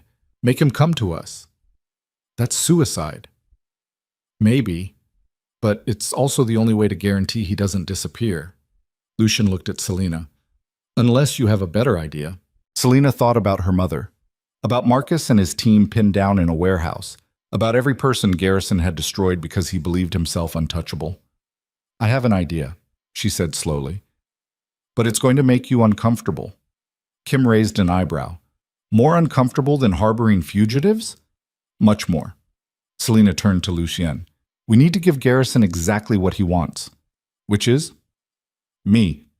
The room went silent. Absolutely not, Lucien said. Listen, Garrison's obsessed with destroying us. He's put bounties on our heads, manufactured evidence, mobilized half of Chicago's underworld. Selina's mind raced. But what he really wants is to silence the one person who threatens his reputation most, the daughter of a woman he killed. So you want to walk into a trap. I want to set one. Selina looked at Kim. If I go public, give an interview, tell my story, Garrison will have to respond. He'll either have me arrested on those fraud charges, or he'll try to kill me to shut me up. Both scenarios end with you dead or in prison, Lucien said flatly. Not if Kim has the charges ready to file the moment Garrison makes his move. Selina turned to the prosecutor. Can you do that? Have everything prepared so that the second Garrison exposes himself, you arrest him? Kim hesitated. Theoretically, yes, but there are 1,000 ways this could go wrong. Name one that doesn't also apply to hiding for the next 20 years. Selina's voice hardened. Garrison wins if we run. He wins if we hide. The only way we beat him is by making him think he's already won. Lucian grabbed her arm. I can't lose you. You won't. You don't know that. No, but I know I can't live the rest of my life afraid of him. She touched his face. You taught me to be dangerous. Now let me prove it. For a long moment, Lucian just stared at her. Then he turned to Kim. If anything happens to her, I'll burn Chicago to the ground, starting with your office. Noted, Kim said dryly. Give me 24 hours to prepare. Then Selena can go public. The interview was scheduled for the next evening on every major news network. Selena sat in a television studio in downtown Chicago, makeup hiding the exhaustion, designer clothes hiding the cuts and bruises. Across from her sat Rebecca Walsh, a journalist known for destroying political careers with a single interview. The cameras went live. Mrs. Devereaux, Walsh began, you're wanted for multiple felonies, including murder. Why should anyone believe what you're about to say? Because I'm not running anymore, Selena said. Senator Garrison has spent weeks trying to silence me. He's falsified evidence, put bounties on my head, and threatened everyone I care about, and I want the world to know why. Which is? Because my mother was murdered as part of an illegal pharmaceutical trial he oversaw. And I have proof. The interview lasted 30 minutes. Selena detailed everything: her mother's death, the falsified records, Garrison's cover-up. She named dates, hospitals, other victims. By the time she finished, social media was exploding, and somewhere in Chicago, Garrison was watching. Bachin. The attack came 90 minutes later. Selena was leaving the studio under federal protection when the first shot rang out. A U.S. Marshal dropped, blood spreading across his chest. Get down, someone screamed. But Selena didn't get down. She ran, not away from the danger, but toward it. Because standing on the roof of the building across the street, silhouetted against the night sky, was Senator Garrison himself, holding a rifle and smiling. Lucien appeared from nowhere, tackling her to the ground as a second shot shattered the pavement where she'd been standing. What the hell are you doing? He shouted. Giving Kim her evidence. Selena pointed upward.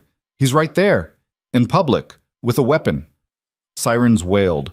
Police vehicles screamed into the parking lot. And on the roof, Garrison realized his mistake. He'd been so desperate to silence Selena that he'd exposed himself completely. Federal agents swarmed the building. Helicopters appeared overhead, searchlights cutting through the darkness. Garrison dropped the rifle and raised his hands, but the damage was done. Every news camera had captured him. Every witness had seen him. The untouchable senator had finally been caught. Rachel Kim appeared beside Lucien and Selena, breathless and furious. You deliberately made yourself bait, she said. I made him prove what he really is, Selena corrected. On the building's roof, federal agents dragged Garrison toward the access door. He looked down at Selena one last time, his face twisted with rage. Then he was gone. Kim pulled out her phone. I'm filing charges, all of them. Murder, fraud, conspiracy, attempted murder, everything. Will it stick? Lucien asked. With Mendez's testimony and tonight's performance? Kim almost smiled. He'll die in prison. Paramedics were loading the injured marshal into an ambulance. He was alive, cursing, already demanding to get back to work. Selena watched it all. The chaos, the flashing lights, the reporters swarming, and felt nothing. No satisfaction, no relief, just bone-deep exhaustion. Is it over? She asked quietly. Lucien pulled her against his chest. Almost. What's left? Surviving what comes next. Because taking down a U.S. senator didn't end a war. It just started a new one. And as Selena stood in Lucien's arms, watching Chicago's elite scramble to distance themselves from Garrison's fall, she realized the most dangerous battle wasn't against enemies with guns. It was against the people who smiled while sharpening knives behind their backs. The people who would blame Lucien and Selena for destroying one of their own. The people who would spend years trying to make them pay. But tonight, under the glare of news cameras and the weight of everything they'd survived, Selena made a choice. She wasn't afraid anymore. And she sure as hell wasn't running. Not from Garrison's allies. Not from the legal battles ahead. Not from the life she'd chosen when she signed that marriage certificate. She was Selena Devereaux. and anyone who came for her would learn exactly how dangerous that name had become. The legal aftermath of Garrison's arrest moved faster than anyone expected. Within 48 hours, federal prosecutors had filed 63 separate charges ranging from murder to conspiracy to racketeering. News outlets ran nonstop coverage of what they were calling the biggest political scandal in Illinois history. Garrison's carefully constructed empire collapsed overnight. Donors fled, allies denounced him. Political colleagues suddenly claimed they'd barely known him. But for Selena and Lucian, the real battle was just beginning.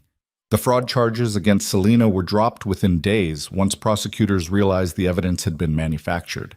The murder warrant against Lucian dissolved when ballistics proved Garrison's men had fired first. But clearing their names legally didn't erase the damage. Chicago's elite remembered, and they didn't forgive. 3 weeks after Garrison's arrest, Selena stood in the penthouse living room watching morning news coverage of his arraignment. He looked smaller somehow, diminished in an orange jumpsuit, his silver hair disheveled. Nothing like the powerful man who'd smiled at her across a dinner table while knowing he'd killed her mother.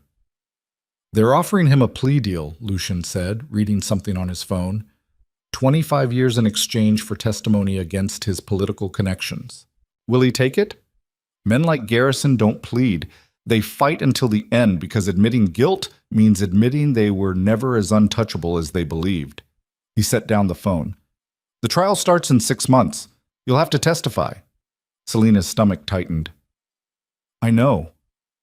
It won't be easy. His lawyers will try to destroy you on the stand, make you look like a gold digger who married me for revenge. Let them try." She turned away from the television. "I'm tired of being afraid of what people think." Lucian crossed to her, studying her face in the morning light. "You've changed. So have you." "No, I'm exactly what I've always been." His voice softened. "But you're not the woman who crashed a wedding 3 months ago. Is that good or bad? I don't know yet. I don't." The honesty in his answer caught her off guard. Because he was right, she had changed. The woman who'd fled a ballroom in tears felt like someone from another lifetime. That woman had cared about fitting in, about being accepted, about proving she was worthy of love. This woman knew better. Love wasn't something you earned through worthiness. It was something that either existed or didn't, brutal and honest, with no negotiation possible. "Marcus is out of the hospital," Lucian said, changing the subject. "He wants to see you." "Is he okay?" "Physically, yes." "Mentally?" Lucian's jaw tightened. 2 of his men died in that warehouse. He's not handling it well. Selena remembered the gunfire, the screaming, Marcus's voice cutting out over the phone. "When can I see him?" "This afternoon, but Selena..." Lucian caught her arm. "He blames himself for what happened, and he blames me for putting you in danger, so if he says things that... I can handle it." "I know you can. That's not what worries me." "Then what does?" Lucian looked at her for a long moment, something unreadable in his gray eyes. "I worry that you'll realize you don't need me anymore, that you'll walk away because you finally become strong enough to survive without me." The vulnerability in his voice made Selena's chest ache. "Is that what you think?" she asked quietly. "That I only stayed because I was weak? I think you stayed because you had nowhere else to go. And now you do." Selena moved closer, close enough that she could see the exhaustion carved into his face, the weight he'd been carrying since the moment they met. "I stayed because you were the first person who didn't treat me like something broken," she said. "And I'm still here because somewhere between all the violence and chaos, I fell in love with you." Lucian went still. "You don't mean that." "Yes, I do." "Selena, you think I don't know what you are, what you've done." She touched his face. "I know exactly who you are. And I love you anyway." For a moment, Lucian looked like he might argue. Then something in him cracked, and he pulled her against his chest so tightly she could barely breathe. "I don't deserve you," he whispered against her hair. "Probably not. But you're stuck with me anyway." He kissed her then, slow and desperate, like a man who'd finally stopped running from something he wanted. When they pulled apart, Lucian's eyes were wet. "I love you," he said. "I've loved you since that night at the wedding when you looked at me like I was offering you salvation and damnation at the same time." "You were." "I know." They stood wrapped in each other as morning light flooded the penthouse. Two broken people who'd found something neither expected in the wreckage of revenge. Marcus looked like hell. His left arm was in a sling, face bruised, eyes hollow with guilt. He sat in a private room at Northwestern Memorial Hospital, staring at nothing. When Selena entered, he didn't look up. "You shouldn't be here," he said flatly. "Too bad. I came anyway. I failed you. Failed Lucienne. Got two good men killed because I couldn't—" His voice cracked. "Because I wasn't fast enough." Selena sat beside his bed. "You saved our lives." "I put them at risk in the first place. If I'd secured the safe house better, if I'd anticipated Garrison's move, then you would have been a fortune teller, not a security specialist." She touched his uninjured hand. "What happened wasn't your fault. Tell that to their families." "I can't, but I can tell you that running into that warehouse knowing you might die so Lucian and I could escape was the bravest thing I've ever seen." Marcus finally looked at her. "You've changed." "Everyone keeps saying that." "Because it's true. You're harder now, colder." "Is that bad?" "I don't know. But the woman I met 3 months ago wouldn't have used herself as bait to catch a U.S. senator." He studied her face. "What are you willing to do next? How far will you go?" The question hung between them, because Marcus was asking what Selena had been avoiding thinking about. She'd destroyed Graham, exposed Garrison, survived assassination attempts. But at what cost? How much of herself had she traded for power and safety? "I don't know," she admitted, "but I know I can't go back to being powerless. Power has a price. You've paid some of it already, but there's more coming." "What do you mean?" Marcus glanced toward the door, making sure they were alone. "Garrison had allies, people who won't forget that you and Lucian exposed him. They're already moving, freezing assets, calling in favors, preparing for war. Let them come. You say that now, but when they start going after the people you care about, your sister, Lucian's businesses, anyone connected to you, you'll learn that winning one battle doesn't end a war. It just makes the next battle bloodier." Selena's hands clenched. "So what do you suggest? Hide? Run?" "I suggest you decide what kind of person you want to be when this is over, because you can't build a life on revenge. Eventually, you run out of enemies, and you're left standing in the wreckage wondering who you became." The words hit harder than Selena expected, because Marcus was right. She'd been so focused on surviving, on fighting, on proving she wasn't weak that she hadn't thought about what came after. Who was Selena Devereaux when there were no more battles to fight? That question haunted her for weeks. Garrison's trial dominated headlines through the spring. Every day brought new revelations, more victims, more corruption, evidence of a conspiracy that reached far beyond one senator. Federal investigators discovered that Garrison had been part of a network of politicians and pharmaceutical executives who'd used vulnerable patients as test subjects for decades. The trial became a referendum on power itself, on who got to decide whose lives mattered and whose didn't. And Selena stood at the center of it. She testified for 8 hours over 2 days. Garrison's defense attorneys tried to eviscerate her credibility, questioning her marriage, her motives, her mental state. They painted her as a scorned woman who'd fabricated evidence out of grief and desperation. But Selena didn't break. She sat in that witness stand and told the truth with the same cold precision Lucian had taught her. No emotion, no dramatics, just facts delivered with devastating clarity.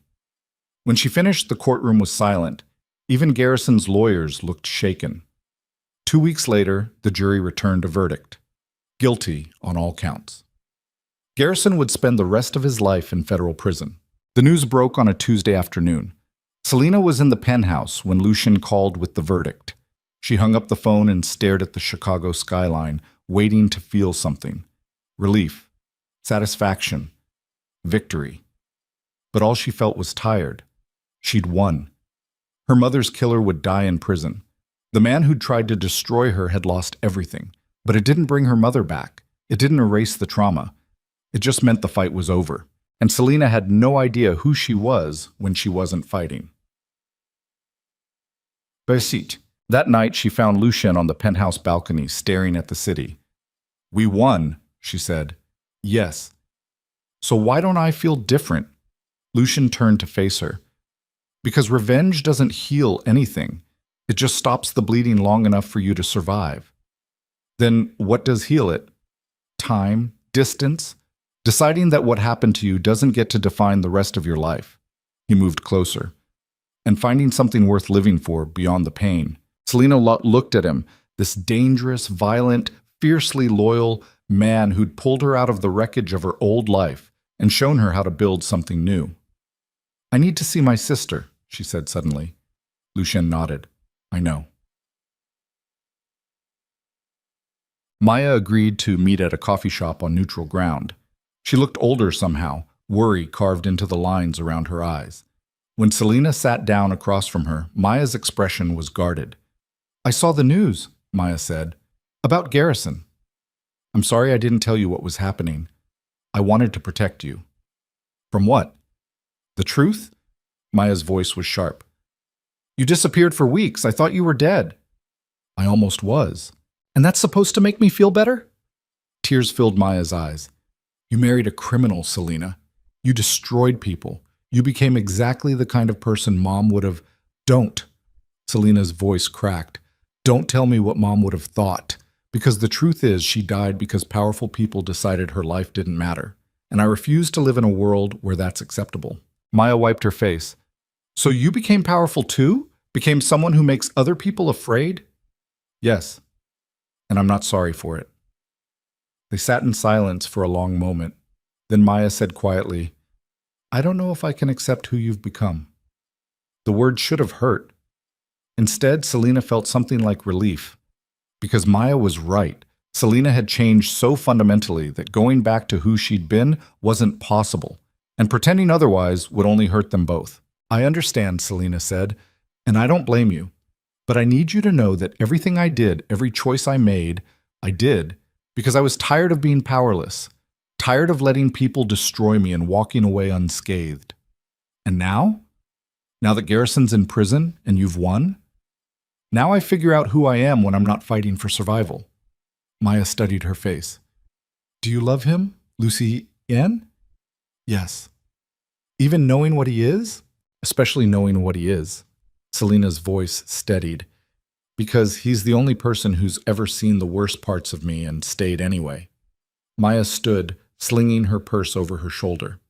"I need time to process all of this, to figure out if we can have a relationship when you're living a life I can't understand." "Take all the time you need." Maya paused at the door. "For what it's worth, I'm glad you're alive, and I'm glad Garrison's in prison." Then she was gone. Selena sat alone in the coffee shop, staring at her reflection in the window. She'd lost her sister. But maybe that was the final price of transformation. Some relationships couldn't survive the person you became when survival demanded it. But summer came to Chicago with brutal heat and violent storms. Lucien's legal troubles slowly resolved. Prosecutors realized that going after him would open investigations into half the city's power structure. Politicians, businessmen, people who preferred their illegal dealings stay buried. Charges were quietly dropped. Warrants disappeared. Within months, Lucien Devereaux was once again one of Chicago's most powerful men. But he was different now, too. Selena noticed it in small ways. He spent more time at home, smiled more. The walls he'd kept between them slowly dissolved until most nights they fell asleep in the same bed, tangled together like people who'd finally stopped running. One evening in late August, they stood on the penthouse balcony watching a thunderstorm roll in across Lake Michigan. "What happens now?" Selena asked. "What do you mean? We took down Garrison, survived the fallout, but we got married as part of a one-year arrangement. That year's almost over." Lucien went still. "Are you asking if you're free to leave?" "I'm asking if you want me to stay." He turned to face her, gray eyes reflecting the storm clouds. "I want you to stay every day for the rest of my life. But I won't trap you in this marriage if you've changed your mind." "I haven't." "Then what are we talking about?" Selena took a breath. "I'm talking about the difference between a business arrangement and a real marriage. I'm asking if you want to build an actual life together, not one based on revenge or survival, but on something permanent." For a long moment, Lucien didn't speak. Then he said, "I've been waiting for you to realize you deserve better than me." I don't want better. I want you. Why? Because you're the first person who didn't try to fix me or save me. You just gave me the tools to save myself. She moved closer. And because somewhere between all the violence and chaos, I realized I don't want a safe, comfortable life. I want a dangerous one with you. Lucien kissed her then, slow and deep, as rain began falling around them. When they pulled apart, he said, "If we do this, if we make this real, there's no going back. You'll be mine in every way that matters." I already am. And I'll be yours. Completely. Even the parts that terrify you. Especially those parts. Thunder cracked overhead as they stood wrapped together, two people who'd found each other in the wreckage and built something that shouldn't have worked, but somehow did. Text. 3 months later, they got married again. Not in a courthouse with armed guards and no witnesses. In a small ceremony overlooking Lake Michigan with Marcus and Victoria in attendance. No politicians, no press, just people who understood what Lucien and Selena had survived to reach this moment. The officiant asked if they took each other freely. This time, when Selena said, "I do," she meant it with every part of herself. And when Lucien kissed her, it wasn't for show or revenge. It was for them. 1 year after Garrison's conviction, Selena received a letter. It came through Lucien's lawyer, carefully vetted, scanned for threats. Inside was a single page written in careful handwriting. "Mrs. Devereaux, my name is Jennifer Chen. I'm the daughter of Dr. Richard Chen, the researcher who tried to expose Senator Garrison's program before his death. For years, I believe my father died in a random accident. Because of your testimony, I now know the truth. I wanted to thank you, not just for exposing Garrison, but for being brave enough to fight when everyone else stayed silent. My father would have been proud. If you're ever looking for ways to honor the people Garrison hurt, I run a nonprofit that provides free legal services to families of medical malpractice victims. We could use someone with your experience and determination. No pressure. Just an offer if you're interested." With gratitude, Jennifer Chen Selena read the letter 3 times. Then she showed it to Lucien. "What do you think?" she asked. "I think you've spent a year fighting. Maybe it's time to build something instead. Would you be okay with that? Me working with a nonprofit?" "Selena, I'd be okay with you doing anything that makes you happy." He touched her face. "You don't need my permission to live your life." "I know, but I wanted to know if you'd support it. Always." 2 weeks later, Selena walked into Jennifer Chen's small office on Chicago's South Side. The walls were covered with photos of families they'd helped, cases they'd won, lives they'd changed. Jennifer looked up from her desk, late 20s, tired eyes, but hopeful. "Mrs. Devereaux?" she said. "Thank you for coming." "Just Selena." "Selena, then." Jennifer gestured to a chair. "I wasn't sure you'd actually show up." "I almost didn't." Selena sat down. "I'm not sure what help I can be. I'm not a lawyer." "No, but you understand what it's like to fight a system designed to protect powerful people at the expense of vulnerable ones. That's more valuable than a law degree." They talked for 3 hours.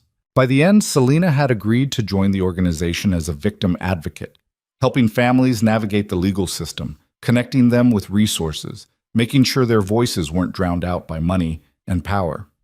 It wasn't glamorous work. It didn't come with designer clothes or penthouse views. But for the first time since her mother's death, Selena felt like she was doing something that mattered beyond revenge.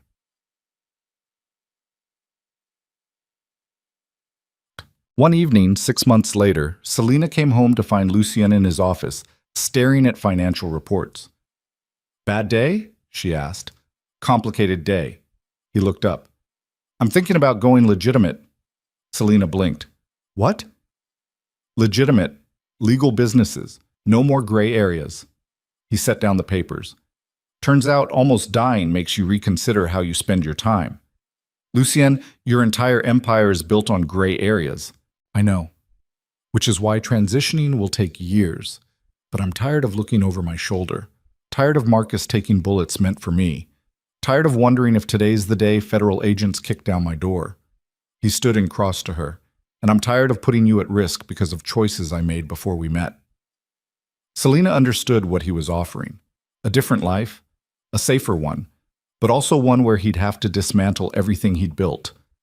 "Are you sure?" she asked. "No, but I'm sure about you. And if going legitimate means I get to keep you without constantly wondering if someone's going to try to kill you, then it's worth it. That might be the most romantic thing you've ever said to me. Don't get used to it. I'm still a bastard. I know. That's why I love you." They stood together in his office, two people who'd spent a year learning that survival wasn't the same as living, and that sometimes the bravest thing you could do was choose to build instead of destroy. Okay. 2 years after their first wedding, Selena stood in the penthouse living room watching snow fall over Chicago. So much had changed. Garrison had died in prison, killed by another inmate whose daughter had been one of his victims. Graham had fled to Europe to escape his legal troubles, broke and disgraced. Camille had remarried someone equally shallow and was exactly as unhappy as she deserved. Marcus had recovered and was helping Lucian transition to legitimate businesses. Victoria had opened her own security firm. The nonprofit Selena worked with had grown from 3 people to 30, helping hundreds of families navigate the aftermath of medical malpractice. And Selena had slowly, painfully rebuilt a relationship with Maya. It wasn't perfect. They'd probably never be as close as they once were, but they were trying. That felt like enough. Lucien appeared behind her, wrapping his arms around her waist. "What are you thinking about?" he asked. "How different everything is from that night at the Meridian Crown. Do you regret it? Any of it?" Selena thought about the woman who'd cried in a hallway, broken and humiliated, believing she was powerless. She thought about the woman she'd become, harder, colder, dangerous in ways her younger self could never have imagined. And she thought about the cost. The violence, the trauma, the relationships that hadn't survived her transformation. "No," she said finally. "I don't regret it. Even though it nearly killed you? Especially because of that. Because I learned that I'm strong enough to survive anything, that I don't need anyone to save me. But you married me anyway. I married you because you never tried to save me. You just stood beside me while I saved myself." She turned in his arms. "That's love. Not rescuing someone, just refusing to let them fight alone." Lucien kissed her forehead. "For what it's worth, you saved me too." "From what?" "From becoming the kind of man who only knows how to destroy things. You taught me that building something, a life, a future, something permanent, can be just as powerful as tearing everything down." They stood together watching snow blanket the city, two people who'd found each other in the darkest moments and decided that surviving wasn't enough. They wanted to live, really live. Not in the shadow of revenge or trauma, but in the light of something they'd built together from wreckage and determination, and a shared understanding that sometimes love meant becoming dangerous together. Because the greatest revenge wasn't destroying the people who'd hurt them. It was becoming so powerful, so complete, so utterly themselves that their betrayal no longer mattered. Camille and Graham had taken everything from Selena once, but standing in Lucien's arms, looking out at the city she'd learned to navigate on her own terms, Selena realized they hadn't taken anything that mattered. They'd just cleared space for something better, for someone better, for the woman Selena Devereaux had become. And that woman, dangerous, determined, deeply loved, wasn't someone anyone would ever destroy again. She'd make sure of it. Not through violence or revenge, though she was capable of both now, but through the simple, radical act of refusing to be anything less than exactly who she'd fought to become. A survivor, a fighter, a woman who'd walked through fire and emerged not as ash, but as something forged and unbreakable. That was the real victory. Not Garrison's imprisonment, not Graham's ruin, but Selena's transformation from someone the world tried to erase into someone the world would never forget. And as snow continued falling over Chicago, Selena made one final promise to herself. She would never be powerless again. She would never let anyone make her feel invisible. And she would spend the rest of her life making sure that other people, people like her mother, like Dr. Chen, like every victim Garrison had destroyed, never felt that way either. Because that was what power was really for. Not to dominate, but to protect the people who couldn't protect themselves. To make sure that the next woman crying in a hotel hallway had someone who would stand beside her and say, "You're stronger than you think, and I'll prove it to you." That was Selena's legacy now. Not as the woman who married Chicago's most dangerous man for revenge, but as the woman who learned that true strength came from refusing to let trauma define you, from building something beautiful out of wreckage, from choosing to love despite every reason not to, and from understanding that sometimes the bravest thing you could do was survive and then decide that survival alone wasn't enough. You had to live, fiercely, honestly, without apology. And that's exactly what Selena Devereaux planned to do for the rest of her dangerous, complicated, perfectly imperfect life.